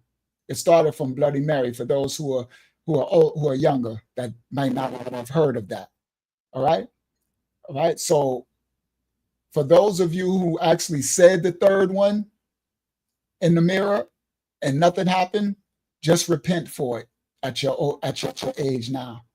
Repent and rebuke anything and talk to the spirit realm and say you break and renounce any entrance into your spirit or your life from doing that act. It was in ignorance in your childhood, in ignorance, and you rescind and you break it. Yes, it's a summoning of a devil. Absolutely. All right. Ziana said, I did it once. I was spooked. I repent. Yeah, you need to repent. If you went through with it and said it all the way to the 3 times or whatever it is, repent in your age now and close that portal. Because what we don't realize is whenever we get tricked or whatever, or do these things out of ignorance, a portal is open and it's not closed until you manually close it, until you repent and close it. Ty said, I did it too, and nothing happened. I wasn't afraid of anything. And that's the trick. When we think nothing happened, right? But we don't know that something was opened in our life, and we can't relate that things that happen in your life, you don't know certain things could have been because that devil that came in through that, or devils. We really don't know how many coming through those. All right. All right. He said we Christians. All right. I'm ignoring whatever you write. And I'm the house. Y'all take care of how y'all monitor them. All right. So all right, let's continue. Let me go. And so, all right, what we see physically maybe there's more that's there. So it's not the mirrors that Leona said Bloody Mary rose with Diddy. That's freaking hilarious. That's what you come in Diddying them through the Bloody Mary. Y'all better hurry up and rebuke that. Y'all will rebuke all type of Diddy and the Greeks and the Romans and all of them. All that fallen angel stuff. That's what Diddy want to go back to. The Canaanites and all that. All right. So everybody, the mirror itself is a mirror. Anything in this earth you can turn into a portal. It's all about covenants. So they got things that you could take glass, right? Right here, I got glass, and glass was sand and heated and burned, and it's put in it. Then they take glass and they do this and they put it here and put it with this and say this chant and all that stuff, and then it becomes a portal, right? So everything is about ley lines and entrances and exits in this existence. It's all portals, all doors. Dalayat in the original Hebrew tongue, dalayat. Okay, so all right, so let's continue. Other than what we physically see as a reflection. Yes. And so if I picture this correctly, you and your husband were facing opposite directions, looking into mirrors, but you could see each other. We and I have photos of this so that when we do the thing, but we are facing each other, holding hands over an altar, kneeling, and then we are looking into the mirror like this, and the mirrors are placed here and here, and the altar's in the middle. And only people. You heard what she said. She said she got her wedding pictures of it. So that's why when you have these new people come here and try to discredit, you get out of here with this new crap.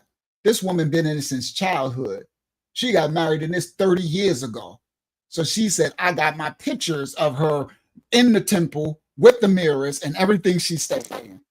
So we try to discern facts here, and that's why she has receipts and everything she shows, right? And she has a podcast and all her stuff. And on the after hours behind the paywall, she shows some of the receipts. So I'm going to try to go ahead and get us set up. Once I get all my equipment together, attacking it, to get us set up to get the back office to get behind the paywall so that we can get some of the real fruits from these testimonies.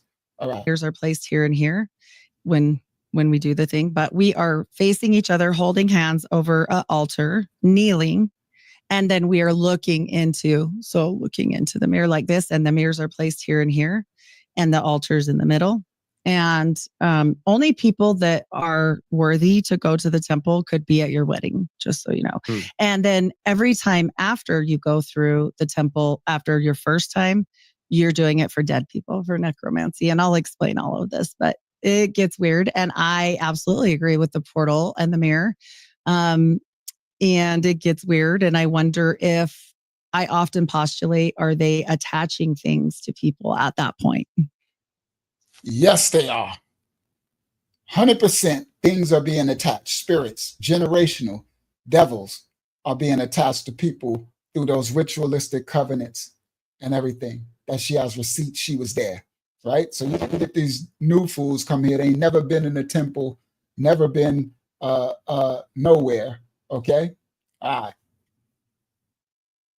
Because so based on that, do you feel like when you went through the ritual that did you feel different when you walked out? I mean, did you feel like there was something different, as in, maybe something attached to you, to, just like maybe confusion? Because you said that, you had a lot of questions, but, there's family there too. So like, what kind of questions did you have after this? You can't ask your questions to your family. They won't tell you, because you have to ask a bishop or somebody in the temple. And that just never happened. Like the whole time I was a temple Mormon, I never got my questions answered, but I did feel sick. I felt physically like fight or flight engaged. Like I totally wanted to run, but I just did not want to disappoint my family. And I even asked my grandma in the middle of the ceremony, is when they started chanting, and I'll show it around a book. I have a demo. It's not the actual, but yes, you can find the actual stuff, because No Name Noah, he went in and recorded it with Google Glasses and put it all over the internet. It was quite the situation, but this is a reenactment that I show. But they start And that's the person that I forgot who said that earlier in the study.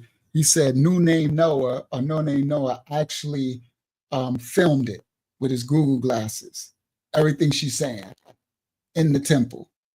And that's what she said. The internet was the worst thing that happened, not only to the Mormon religion, to all of religions, because the internet allowed information to be dispersed and disseminated worldwide, and people to compare stories and testimonies and hear others' testimonies. Before the internet, they would just receive what this foolish Richard dude is coming here trying to spew his. Can't nobody ever prove that no LDS was that. That's how you know that's witchcraft right there. You could prove any religion has fault. Everything has light and dark. There's no place that light and dark don't simultaneously exist. So anybody that come to you with any type of doctrine, religion, and say there is nobody can find any fault, you are a liar. That right there let me know that you are the darkness trying to deceive. That's a lack of scholarship, period. You heard? So whatever. But he's an agent. That's what he's here to do. He's here to spew that, and he has the free right to do it. That's why I said don't ban him. Just what's the name? Just delete his comment, right? So because we're not about that, right? We're not. Everybody has the free right and the free will to choose any culture, belief, or religion, but you don't have the free will to come into another's house, which this is, and spew undocumented facts and things that makes no common sense. That's just sensically untrue, emphatically untrue, impossible to be true. All right. That's why even Christians and those who think that the Holy Bible is just everything in it, every word in it is just the truth, then you don't know the Bible because you have to rightly divide it. There's mysteries and parables. Everything ain't literal. And then there's people and cultures that added their likeness and image. Why you think it says the Lord God and the Lord was his name? What? That's not a name. Those are titles. The Lord God and all this stuff. These additions. Okay. All right. Let's continue.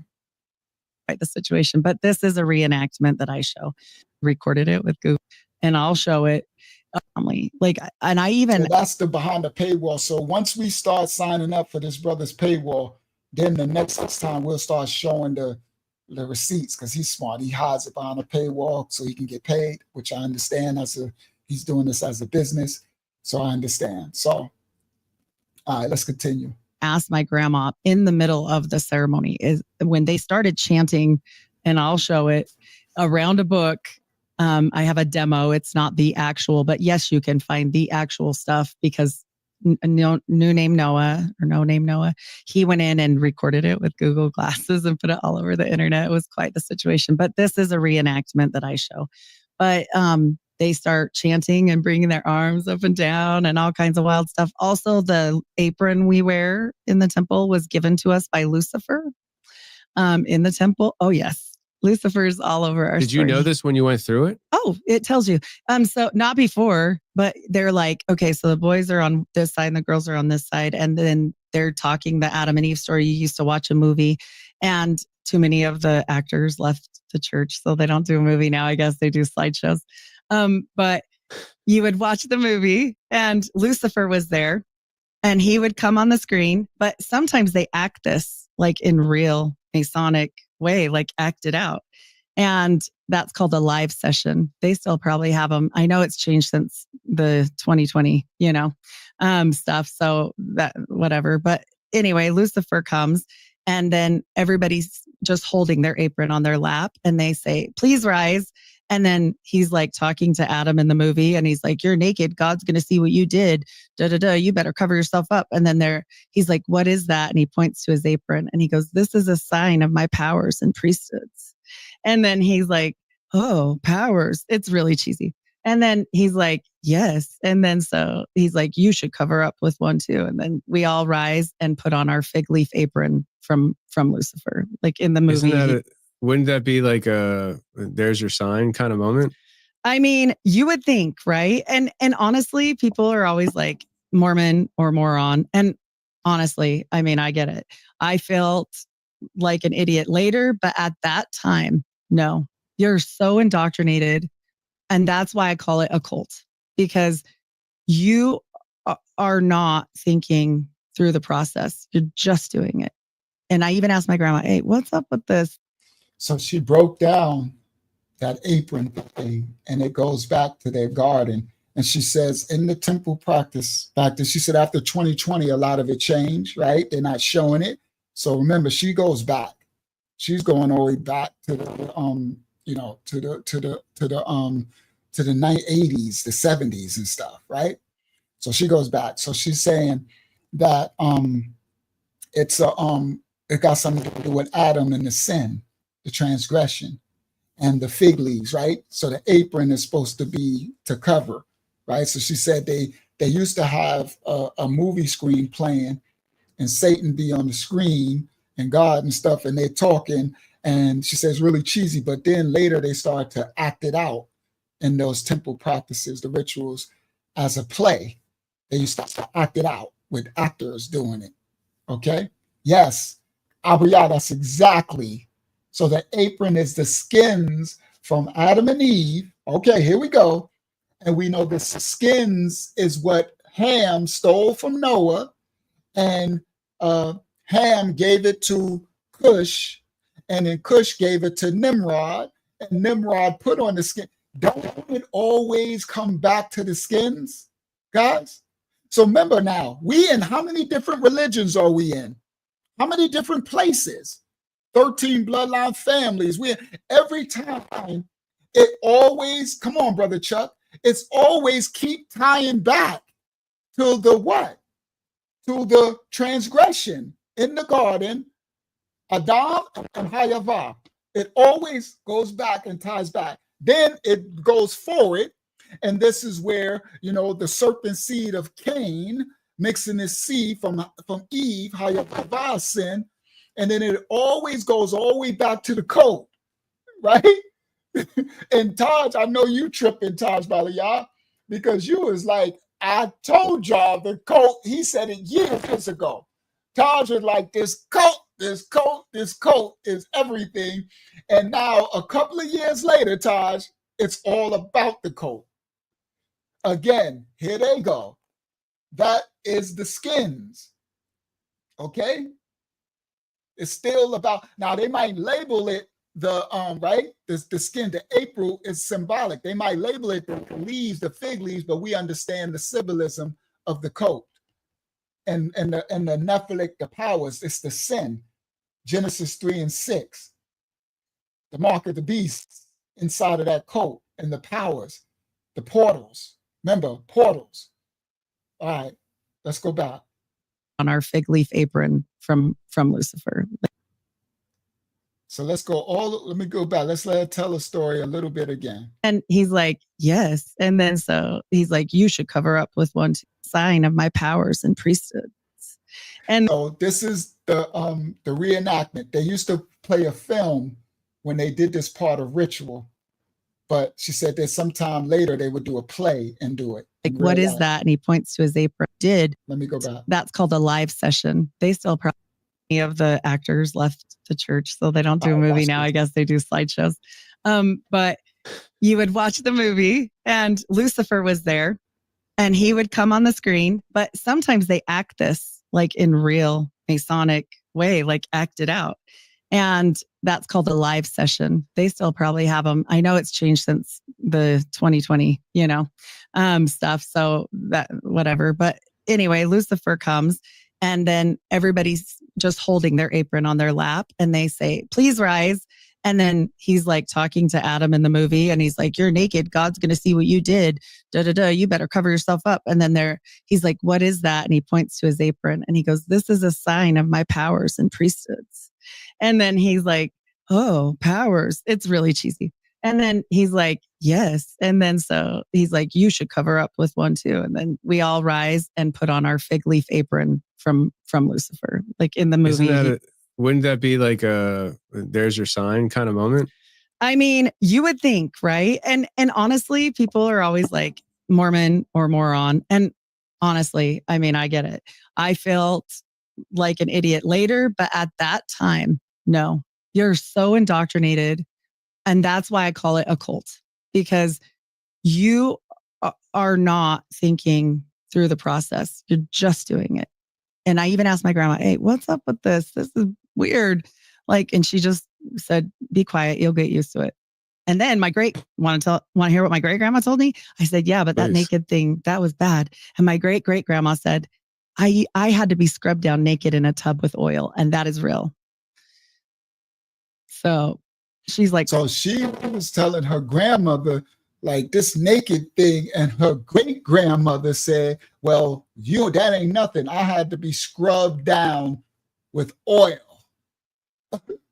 And then somebody say something about Diddy, that's right. And we know this goes back. The Greeks had their olive oil. You understand?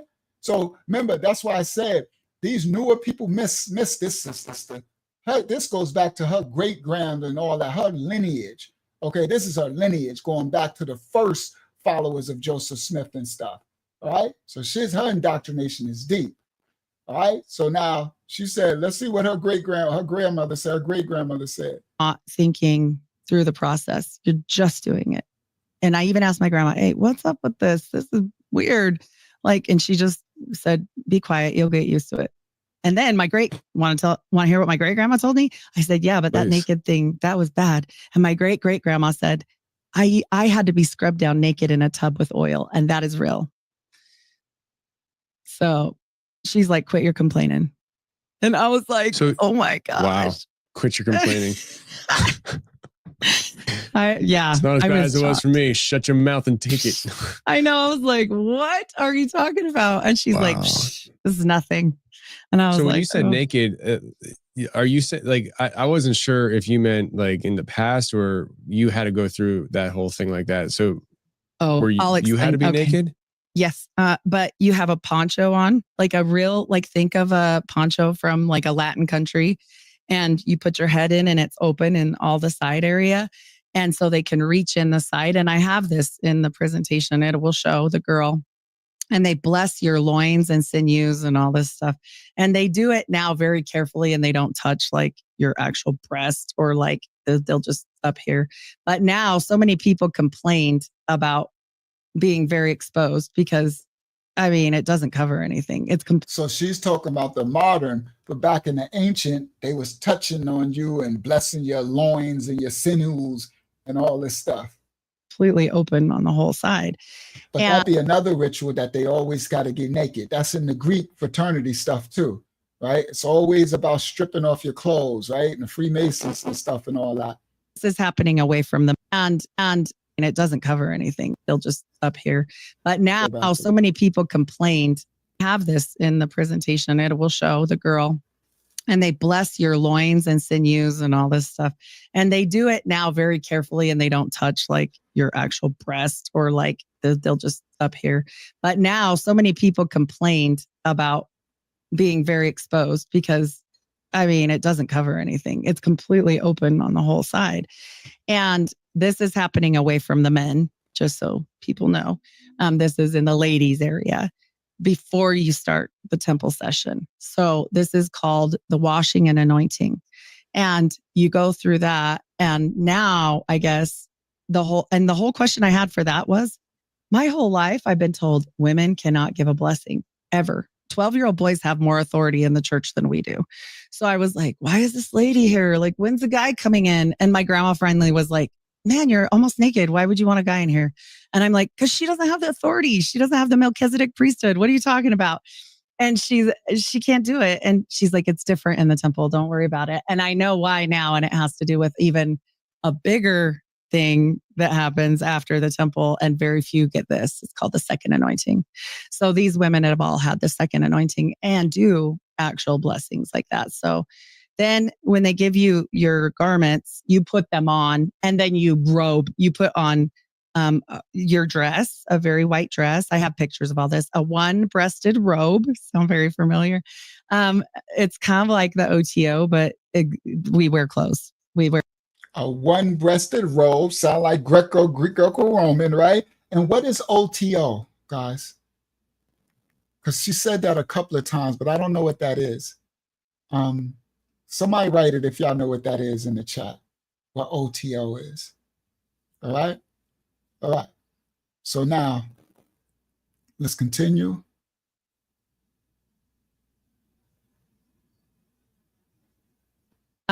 It's kind of like the OTO, but we wear clothes. We a very white dress. I have pictures of all this. A one-breasted robe. Sound very familiar. It's kind of like the OTO, but we wear clothes. We wear clothes. Could y'all find out what it means for me, OTO? Underneath a lot of clothes. We put the undergarments that they gave us on, then your bra, because they have to touch your skin first, and then the dress, and then the robe. So they got the undergarments, they got to touch your skin. There's so many rituals going back to Adam, Eve, the skin, the coats, the transgression. Genesis 3 and 6, the mark of the beast. But the undergarment. Score 6. Okay? The mark, sin. OTO is an initiative-based secret. Hold on. Give me a second. OTO is an initiative-based secret society that seeks to instruct individuals through allegory and symbol in the profound mysteries of nature. The Ordo Tempi Orientis. I never even heard of that. Well, thank you, guys. I never even heard that. We rebuke all that OTO. Go back to where you OTO. Go out O-U-T. OTO, go O-U-T. Right out of our presence. We do not allow whatever devils and spirits that's coming in with you. You go O-U-T, OTO. Okay? We are not in covenant with you. We just need to know who you are, who and whose you are. Now we send you back to thus whence you've come. Everybody worldwide and everybody who watches this on the replay, we send it back to whence you've come. All right? I didn't know I've been on the screen this whole time. So I've been glitching on the screen this whole time. Whatever. Y'all probably used to it by now. All right. So, all right, let's continue. That they gave us on, then your bra, because they have us on this. We put the undergarments that they gave your dress, a very white dress, had the second anointing and do actual blessings like that. So then when they give you your garments, you put them on, and then you robe, you put on your dress, a very white dress. I have pictures of all this. A one-breasted robe. Sound very familiar. It's kind of like the OTO, but we wear clothes. We wear clothes underneath, a lot of clothes. We put the undergarments that they gave us on, then your bra, because they have to touch your skin first, and then the dress, and then the robe, and then a veil, and then the shoes and the pantyhose. Yeah. Dad. It's a lot of clothes. I was always hot. It was, yeah. And you have to wear them. I mean, in the summer, people are like, oh, you can just take those off in the summer, right? No. It's like a t-shirt and boxer shorts. So that's why you left the church, because you lacked physical discipline. No. you just got too hot and you're just like, oh, yeah, this blows. A lot of people just don't wear them. I mean, they should. You swear that you will, but I always did, just because I was 100. I was 100 in, like I had no doubts. Like I was 100%. And, I just didn't question till later.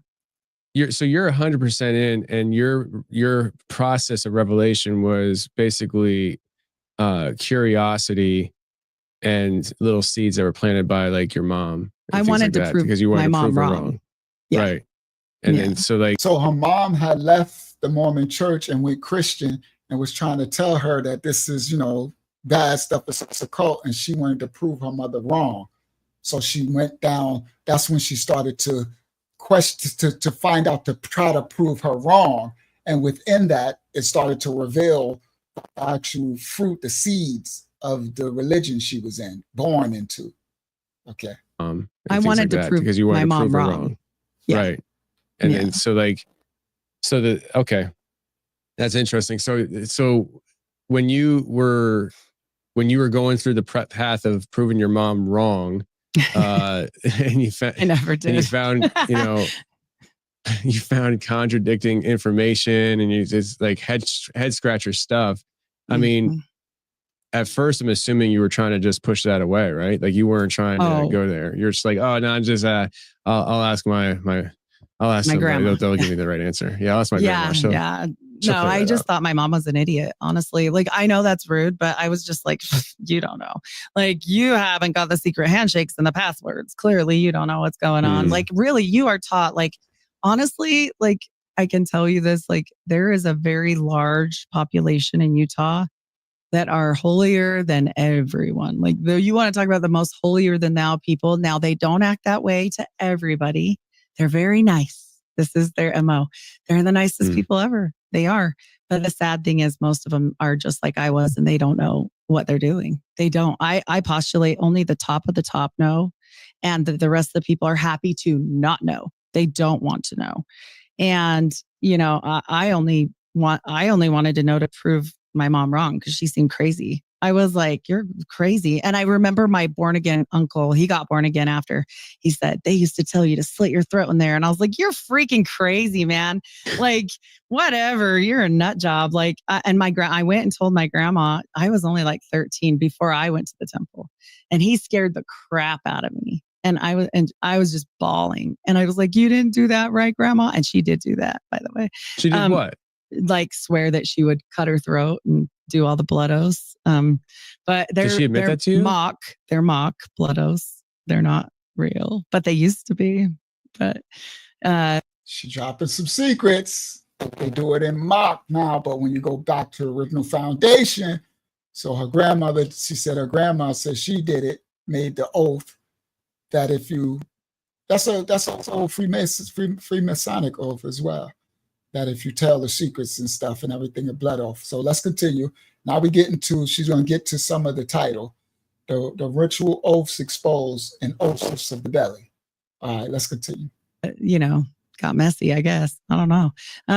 But they used to swear that they would cut their stomachs open and let their bowels pour out, or slit their throat and cut their tongue out if they talked about the things I'm telling you right now, which is. So that's in the ancient books as well, that some of the ancient oaths, and that's in some of the ancient Freemasonic, some of the, I think that goes back, that's Canaanite, but it goes back further than that too. It's fallen angel stuff, right? I think some of that might even be in Egypt, Mitzrayim. So she said the oath was that they would slit the belly if they would tell the secrets. This is the oaths of the belly. And then at the beginning, when I was doing the intro, they spoke of eating the things that you receive into the belly. Okay, the things physical and spiritual food that you receive. So the navel, they believed that there was a sacred entrance from the navel, right? And this is the oath of the belly, that if you would receive these truths, that they would slit your throat and slice open your belly and let the contents out. That religion ain't the only one that had that oath. This religion comes from older fallen angel. That's why this goes back, Billy the Canaanite, Carson, and Thoth and Thoth and Anunnaki and Sinjot. This goes all the way back, right? That's why they take it all the way back to the garden. The first transgression, sin, the mark of the beast. Uncle, he got born again after. Don't know what they're doing. They don't. I postulate only the top of the top know, and the rest of the people are happy to not know. They don't want to know. And I only wanted to know to prove my mom wrong because she seemed crazy. I was like, you're crazy. And I remember my born again uncle, he got born again after. He said, they used to tell you to slit your throat in there. And I was like, you're freaking crazy, man. Like, whatever, you're a nut job. Like, I went and told my grandma, I was only like 13 before I went to the temple. And he scared the crap out of me. And I was just bawling. And I was like, you didn't do that, right, Grandma? And she did do that, by the way. She did what?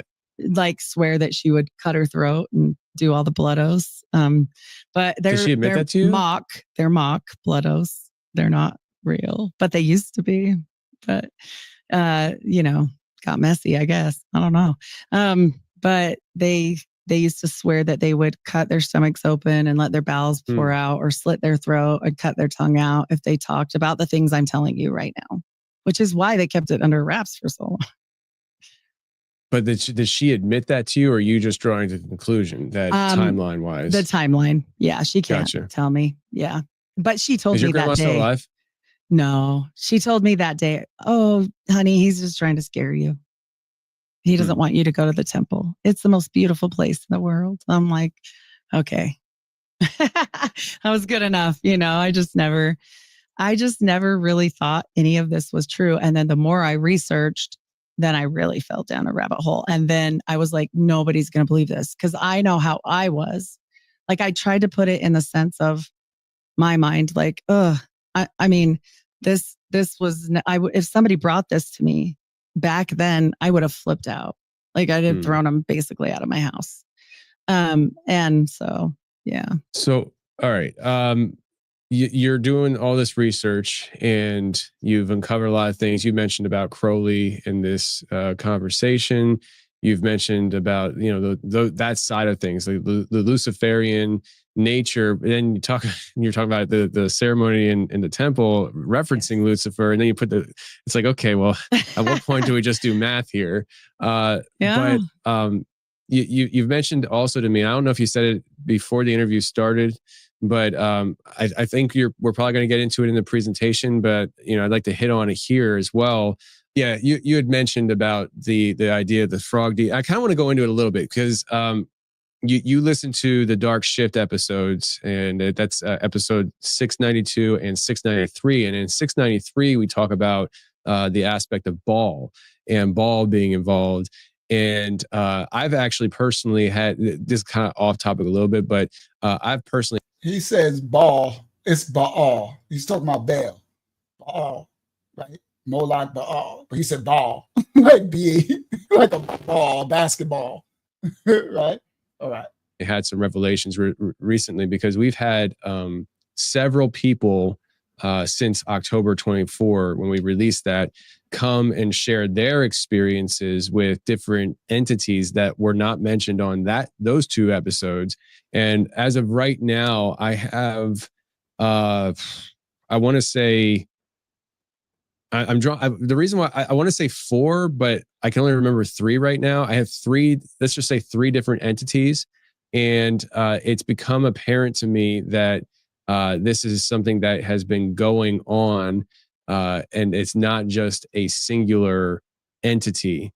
Like in 692, it was one entity. 693 was another entity. I have another interview that's going to be being released probably in the next month or. So what he's talking about, he says in his episodes on his podcast, when he's interviewing these people, he says in his episode 692, there was one entity. 693, he's talking about another devils. These are devils. So when he's interviewing these people, these are new devils that he's being introduced to, entities. So what he didn't realize was every time he interviewed these people, there's portals open. There's doors. That's why I tell you, don't try to find these channels and go, because if you're not spiritually covered in spiritual warfare, then these portals, these doors, they're entities entering in. And as Ty said earlier, you might not see because it doesn't come right in and say, and do this, but you have no idea what you just let into your life. So that's why when the Most High tells me to reveal these things, the door, everything, any of these ancient devils that they're closed, they're sent back to where they come. This house is lawful and order. There's a dominion taken over these entities, individuals as well. That's why we just don't allow people to post links and stuff. Everything in this house is covered so that the people who watch through the shadow ban, please like this video, please. And if you haven't, please subscribe. But please like the video, please, so we can try to get through the shadow ban. So the people who watch on the replay, the hundreds and hundreds of people all over the world in their homes, as they're watching and disseminating information, those ancient portals that this sister is talking about. She's talking about all these ancient practices. These are doors. This house closes those doors. They're not allowed to enter your homes, the entrance. So you're covered in this house. So that's why we don't allow people to post links and send you, because I had other people that be like, where can I find the original interview and everything? I say, one brother, he constantly asked me, I told him, email me. If you really want it that bad, right? Because I planned the whole thing. You want to hear it, right? If you really want it that bad, email me. And then I'm going to tell you in the email, I don't advise this. And whatever spirits you take on, you on your own, but I'll give it to you because you want it that bad. But I won't post it in the comment section so that others can, yes, we don't post books, channels, none of that. Links to nobody's house, because each of these places that you go is someone's house. And that's what this brother is talking about. So he's talking about his podcast. He's been called to do this, and he didn't know spiritual warfare. So he didn't know that every person he allowed on his podcast is coming in his house, and these are entities entering with the people that's telling their testimonies. That's what he's talking about. All right, listen. That has a whole other entity. And whenever I have another interview that's going to be being released probably in the next month or two, that has a whole other entity. And this is something that has been going on. And it's not going to say, the reason why I want to say 4, but I can only remember 3 right now. I have 3, let's just say 3 different entities. And it's become apparent to me that this is something that has been going on, and it's not just a singular entity. Like in 692, it was one entity. 693 was another entity. I have another interview that's going to be being released probably in the next month or two that has a whole other entity. And whenever I have somebody on to talk about these entities, like, I get attacked. I go through very strong spiritual warfare, and like sometimes I'm really slow. And I was sitting in a Bible study at church, and my pastor said something, and it sent me down this like mind rabbit hole. It's like, wait a second. I'm not just uncovering a methodology that entities might use. I'm actually revealing specific entities and what they're doing specifically to people. And every time I do that, I'm ticking them off. Yes, like, you are. Oh, yes, okay. Now this is making sense, and like, I'm not backing down from it. Like, I ain't afraid. Now he's just, because he said, sometimes I'm slow, right? He said he was in church, and I guess his pastor said something probably about spiritual warfare. And he realized, I'm taking all these guests on my show, and I'm thinking I'm just interviewing them. I'm not just interviewing them. I'm actually exposing these ancient devils, these entities, as we call. These are devils, generational devils, strong ones, big ones, old ones, over pornography, over children trafficking, over, sorry, I said that all, over all these different dark practices. He says, not only is he exposing them, he's ticking them off. He's getting them angry, and they're coming to attack. Absolutely, spiritual warfare. You have no idea. So yes, Rohan, let me answer his question. Yes, you're correct. He said, even other ministries who say that they believe in Yah or the Most High, correct? Yes. You're taking on the entities of that's what you're doing, Rohan, is every ministry, pastor, video, YouTube channel you watch, you're taking on the generational devils that the person who runs the channel is in covenant with, knowingly or unknowingly. Okay, so you're receiving, we thinking we can just receive all over the place, but you're eating. Everything that you receive is going in your eye gate or your ear gate, is being received into your spirit man, your temple. And each one, now each body, these people, they got, some of them got generational legions of them, right? So you in this Christian channel or this other channel, and you don't know that this Christian dude is secretly sodomizing little boys and stuff, or secretly doing this, or secretly in sin. That's why I said, when you don't let nobody put their hands on you, baptizing you, you don't know what they're doing and what generation that's why don't let people touch you, bro. Stop shaking hands and stuff.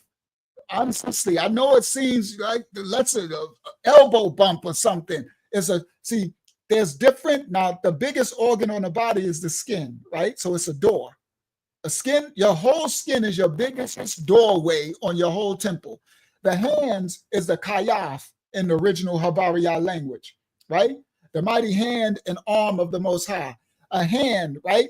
It's a strong portal where in it a lot of it's a strong door, a big wide doorway. That's why they do a lot of what? Laying on the hands. Do y'all get it? When they lay hands on you, so the hand, the kayaf, is a very, very powerful, strong, and the darkness know that. That's why people want to touch you. You see people, stop people from no, get your hand, like, I'm not really into all the, like, less is more. Don't touch me, bro. We can talk, we can whatever. If you want to dap, we can close fists, what up? We can do all that. But I'm not gonna go palm to palm. In the palm, that's why even the mystics, right? And especially Ishmael, the Hindus and stuff, they got a lot of it, right? This is where you get the reading of the palm and the letters and stuff, right? All of those different sciences and what you want to call astrology, astronomy, and tarot, palm readers and tarot. This is sorcery, bro. This stuff is for real. There's portals, there's entrances. That's why you don't let nobody read your palm. Don't let nobody tell this stuff. Don't play with none of that sorcery. Don't be letting people touch on you. That's why I did the public baptism. I got to put the video out for everyone who can baptize yourself. I'm going to put it out, right? So the mighty hand of Yah, the Kayaf. So this is correct. So this interview, he didn't realize that all these people he interviewed and their entities, he's actually inviting these entities into his life, and they're angry because he's exposing them. Okay? That entities might use, I'm actually revealing specific entities and what they're doing specifically to people. And every time I do that, I'm taking them off. Yes, you are. Oh, yes, okay. Now this is making sense, and like, I'm not backing down from it. Like, I ain't afraid. I ain't scared, but there's a whole, like, I took it serious before, but there's a whole other level of seriousness through just understanding what you're actually doing. And bingo. That was the end. He said before, when he first started doing this part, he took it seriously, but now it's another level because he's realizing what he's actually doing and what he's up against. That's correct. You would understand that this is much more than he took on. You understand that this work he's doing by exposing, that's why I take what I do so seriously. Stop share. I take what we do at this house to the utmost seriousness. That's why we monitor the chat. We monitor what anybody say and drop off here.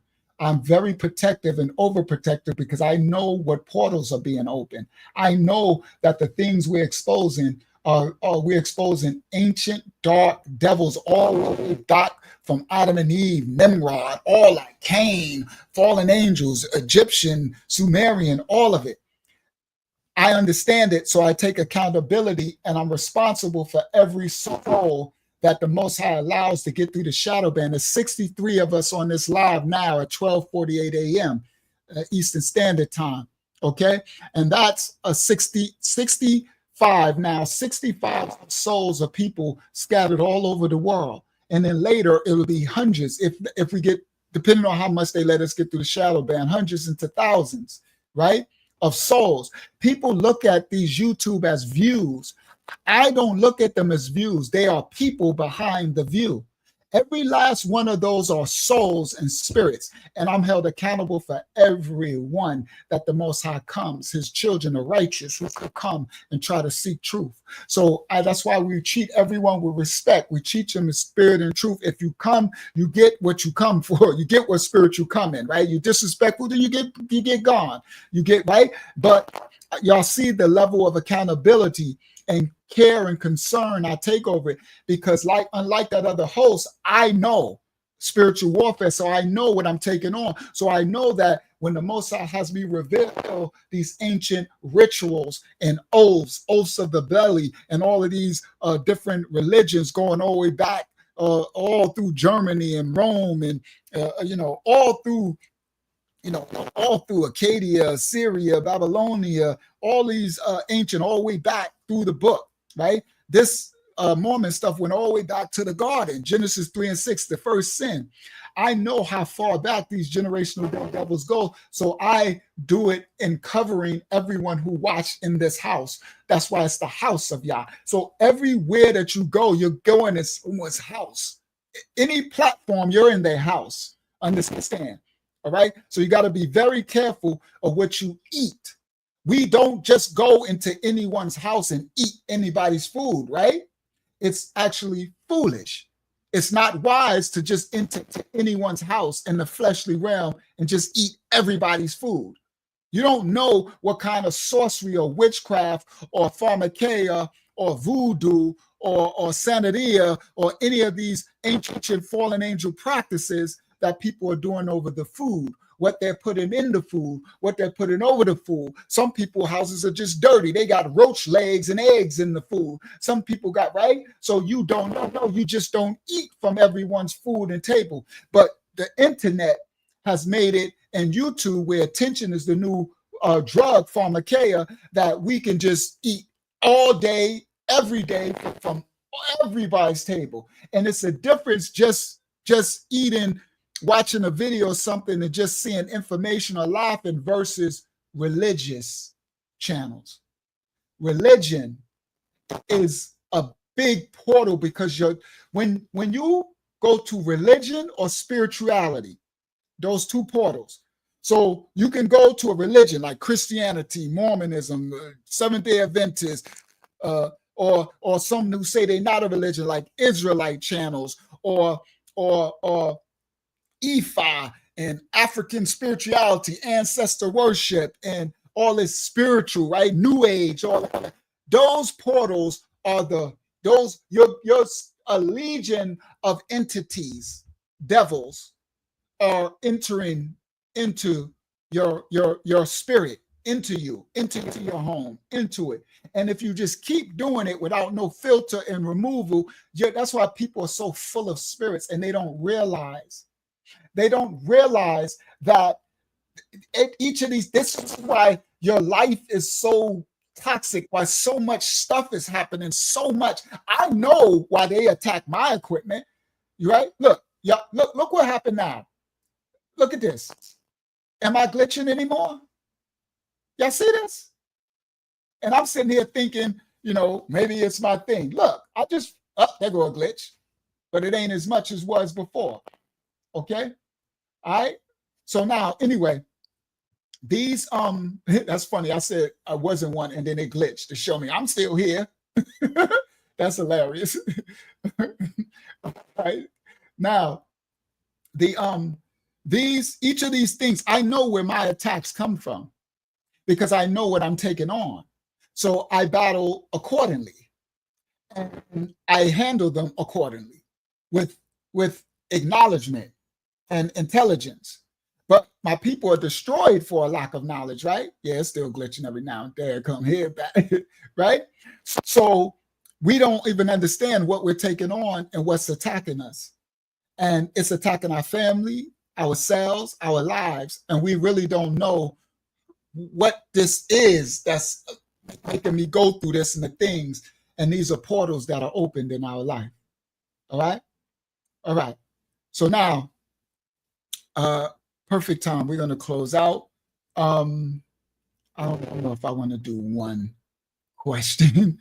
What do you think, Hakiyama? Should I do one, or should we just close out? Yeah, Maya has a relevant question. Okay, let's do Maya's question.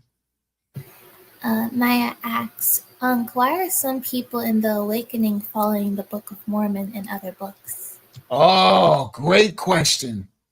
Because within all of these religions, there are pieces of truths.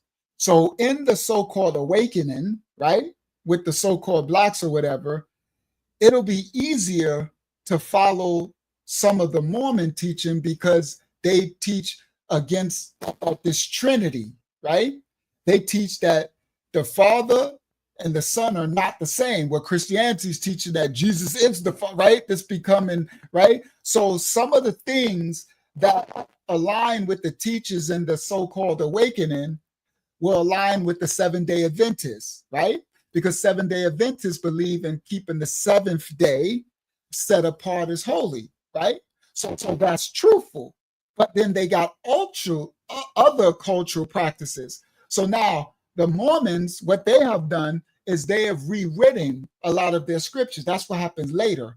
So they started to include things with the so-called blacks, and they started to include things that now, if these blacks who are identified, the ones in the so-called awakening, who are going to these books, if they went to the original foundation of Joseph Smith and them, they would understand that, wow, this is a changing. This is not how this was originated. This is not the original doctrine. Now you got like, what's his name? Yahoo, that big dude, the big dark-skinned dude who be yelling, who got a lot of the Native Americans. They believe in it because they say Joseph and Ephraim, right? I think that was the Mormon one, with Joseph and Ephraim, and they believe Ephraim and not Judah is the promised seed, and Ephraim, and that's because Joseph Smith, right? But what they don't realize is the original Mormon doctrine was excluding them. Now they've changed, just like the Jehovah's Witnesses, right? There was a time when no blacks could be included, but now, because, yeah, that's his name. That's him, Maya. That's the one who closed out my Shema music video that I made in 2001. That's his name. Don't y'all go to his channel. He's in terror. He's in wickedness. And I used to like him. You know, he yelled and stuff. That's him. But that's exactly. I'm surprised you know exactly who I'm talking about. He was the one that really, and YouTube allows him to get thousands and thousands of views. He's not shadow banned, and that's what they will do. They'll shut, as long as you lead in the people in an error a certain way, they allow you to not shadow ban. But the full truth, oh no, they won't allow us to reach much. So he was the one in the awakening that really started that hold of, because he claims through them and him and the what you call them, the Mongoloid Native Americans that say they are the tribe of Ephraim, and they do it through Mormon, through the book. And through it, they find the newer scriptures of Mormon scriptures, that some of it, because all they do, Joseph Smith, all the rest, all they do is take some of the Bible scripts and then add their own stuff. So they're taking the part that talks about Ephraim and talks about, you know, and they're using that as the doctrine to say that it's more original than our actually Holy Bible, right? Than the King Jacob, King Yasha'ar, Jacobite, King Jacob, if you know the original name, King James Bible, right? So so that's where some of the awakened, they follow him, and he's going to be judged for that, because it's all wicked. None of that's righteous. And this was years ago. This was like 2001, when, or maybe 19, 18, probably like 18, because I finished the Shema music video. He's at the end of it. He's the last one. He said, wake up at the end. Wake up, you're the chosen people. Something he said at the end of the Shema music video. Back in 2018, when I'm watching him, that's when I seen him start to go more. And I watched him go into the Mormon books. From, the 10 tribes. Yes, that's them. The northern kingdom. And they trying to replace Judah. That's in scripture, Maya. And he got these Mongoloids trying to say that they are the chosen lineage. No disrespect to them, and Ya'ada is not Judah, it's Ephraim, and they are Ephraim, right? And they being boastful and proud with it too. But Maya, I was watching him from 2017, before he was on that. So I seen him change to that, and then start having all those Mongoloids in his living room. I was with him before he had them join. I don't know if that's still not. I ain't watched them since 2021. So he started bringing all those Native Americans, the Mongoloid ones, into his living room, right? And saying they're the Northern Kingdom Ephraim. But Amaya, he wasn't doing that when he first started. So when he first grew his subscribers to the first 11,000, he wasn't teaching that. He was teaching, he was Judah. He was by himself yelling. I used to like him. He'd be yelling and all that type of stuff. And he taught, I liked him. He looked like an OG from California and all that stuff. And then later, as he started to grow up to 11,000 and 12, 15,000 subscribers, and all of a sudden, then he started changing. I guess somewhere somebody introduced him to that Mormon book. And then he started reading. That's why be careful who you entertain. And next thing you know, he started switching his doctrine. And next thing you know, but he always claimed Native, because we know a lot of us Blacks in America are some of the original Native of Americas. Not all of us. Like my grandmother, full Native American. I did it on the screen, showed y'all. Full, 100%. But melanated with long braids and on the horse, all that. Full, headdress, everything. So, and two of my grandparents were. So we do know some of the original natives. So because he identified with that through his lineage, which he shows, right? But then later, someone gave him that Mormon book and everything, and then he sparsed it in, and I watched the spirits come in. And then that's how that, and now because YouTube doesn't shadow ban him, he's allowed, he got, he gets, thousands and thousands of people, so that they're receiving it. But that's not of the Most High. We are not. That whole thing, as far as my opinion of it, is wicked and fallen angel. Joseph Smith met with a fallen angel, and no different than the rest of these so-called anointed. There you go on the screen. It's the Mormon Jesus. He did nothing but met with a fallen angel and came up with some religion, okay? And then Brigham Young and the rest of them just followed after it. Just like the one from the Jehovah's Witness dude. Remember? The one who bought the house for Abraham and them and Moses. He bought a house in California for Moses and them. Moses and them, right? And the funny thing is, someone said to me, Dad, he looked just like Jesus. Now, let me explain this. You know why? Because this picture of Caesarea Borgia Jesus changes. You could take any white person, and then put this long straight hair and a full beard, and they'll look like, you see, all they did was take this image and make the hair long and put a beard on, and all of a sudden it looks like Jesus. And when I said it, they was like, Dad, Unc, I never thought of that. Because they all look like Caesarea. I'm no disrespect to the so-called white brothers and sisters, but it's so simple. Why you think, and I meant to do this before this study, I meant to Google and put all the different, they show them with green eyes, or red hair, black hair, blonde hair. They got a million different images of this Jesus, right? And all they did was put a beard and long hair on him, and look, Jesus, right? So literally, if you saw this picture right here, this is so funny right here, right? Hold on. What's going on? It won't allow me to scroll. What is it doing? Oh, well, it's messing with me. That's hilarious. Here go the attacks. It won't allow me to make this big or small. Yeah. All right, because I was going to make it big and just crop him and say, if you saw him, you wouldn't even think of Jesus, right? If you just saw this picture it won't let me move it. It's attacking myself. Well, it's good. We closing out. So if I was going to just make it big where you'll only see his image and you wouldn't think of Jesus. But then when you just take this image and put a long hair and a beard, all of a sudden you get Caesarea Borgia. Right? So, and they can do that with any. So again, all right. So yes, that's where that come from, Maya. And the awakening of faking, and you got thousands and thousands of people that's gonna receive that teaching. That is not put that book down. It is nothing but fallen angel stuff. Anybody So it let me move that, but it won't let me scroll. All right, so it won't let me move it to the side either. Oh, good. Y'all can see my cursor, right? And look, I'm trying to move it, and I'm trying to do something. It won't let me do it, but it's okay. We're closing out. So any of these people that said they had a dream or they was in the wilderness and something visited them and dropped off, because his story is crazy, right? Joseph Smith, don't you say something? He dropped off some golden thing. He got a golden something.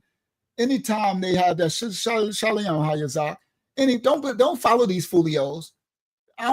Even today, many gonna be saying they're the Antichrist, the anti-Mashiach. I had a dream, or I don't know, they had a visitation.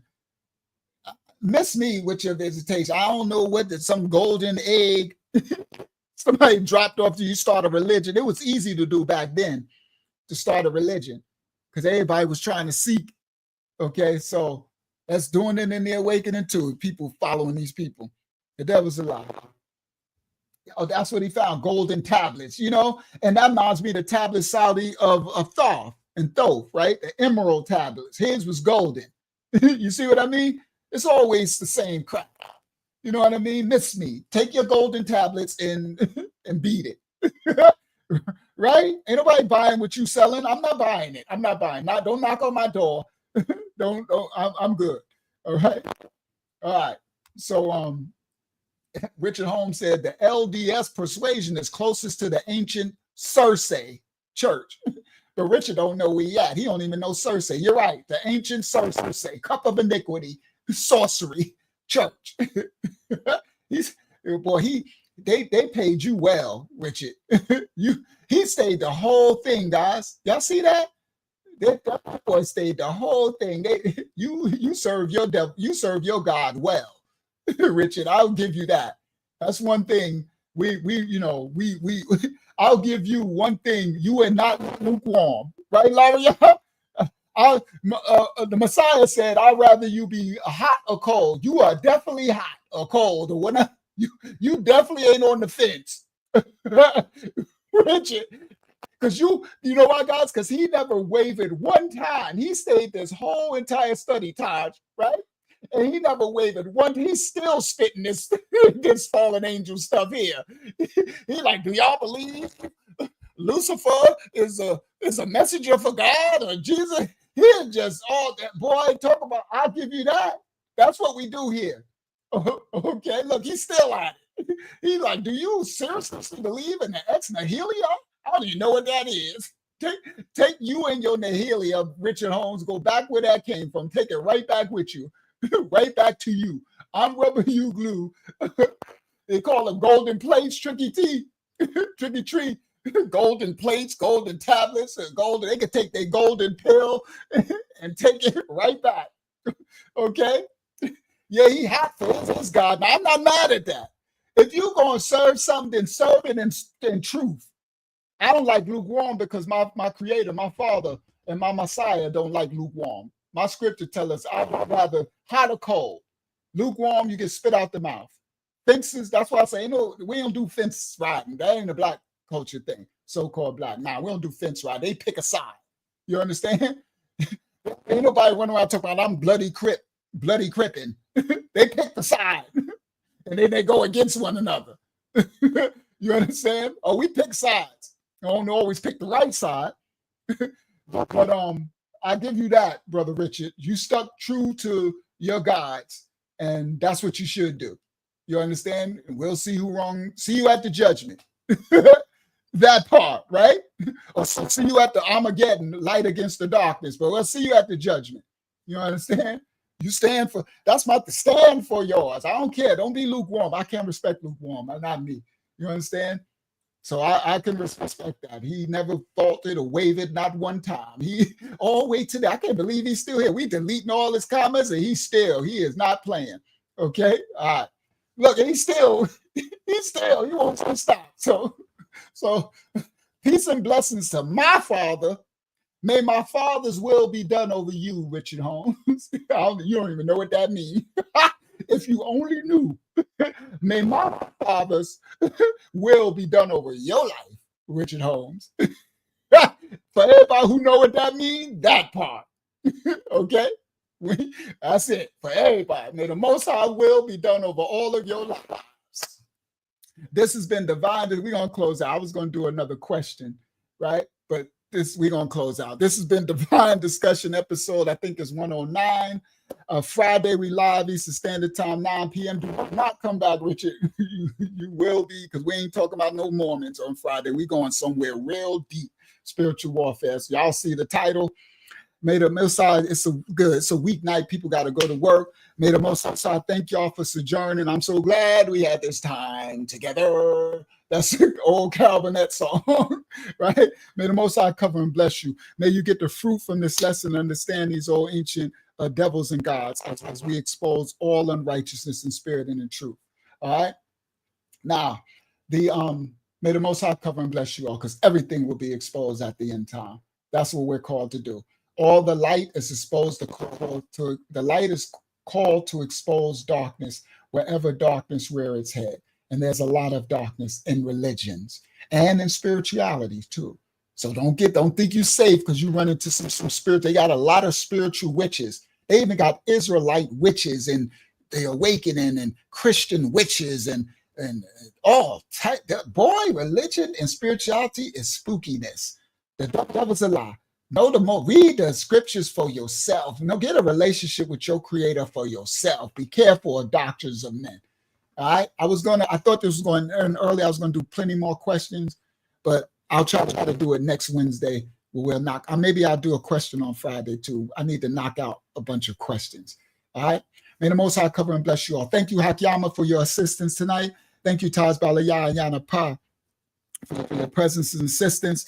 Thank you, everybody in the assembly, for welcoming your brothers and sisters all over the world. And thank you to the Most High for revealing all of these truths. In the end time, everything will be exposed and revealed. May the Most High cover and bless you all. From the house of Yah to you all worldwide, go forth and be the light in the darkness, in your righteousness. That's your goal. Be righteous in this dark world. Be the light of righteousness. That's where salvation is. That's where your protection and your covering is. It's hard to do in this dark world, but work on yourself. Die to your flesh daily and do the right next thing. To love your neighbor as yourself. Help the next person. Don't worry about all that skin. Don't worry about flesh of men. Look for the fruit of the people. You know them by their works, their fruit. Don't even be looking for color of skin. All skin folk ain't kinfolk. You heard? All Yasha'al ain't Yasha. So don't get caught up in that doctrine of men. Understand, Mashiach said, you know them by their fruit. May the Most High cover and bless you all. We love you all. See y'all Friday night, Eastern Standard Time, 9 p.m. All right? Shabbat, Shalom. Peace and blessings of the Most High to you all worldwide. We love you all. Shalom, children of Yah. He at secures and hooks us tight. A gift from Yah, eternal life. He sent his son a sacrifice to show how much he loves us. You are loved, you are loved. You are loved, you are loved. You are loved, oh, you are loved. You are loved by Yahuwah. Praise Yah. Praise Yah. Praise Yah. Hallelujah. Bible study every Tuesday, 8 p.m. We having a Zoom Bible study. I'm gonna email me for the link. I'm a lion of the tribe of Judah.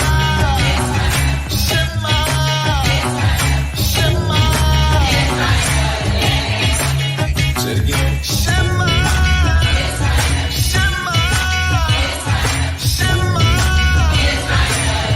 You are the precious chosen people of the Most High.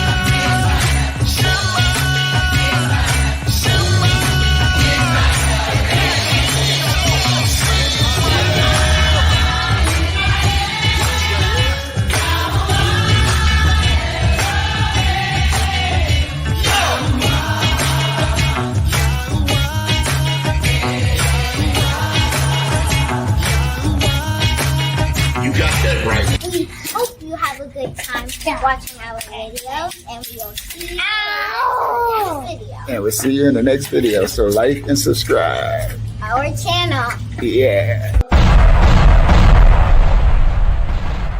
We are the true Hebrews, the true and real Israelites. We are the true ones that fulfill Bible prophecy and scripture.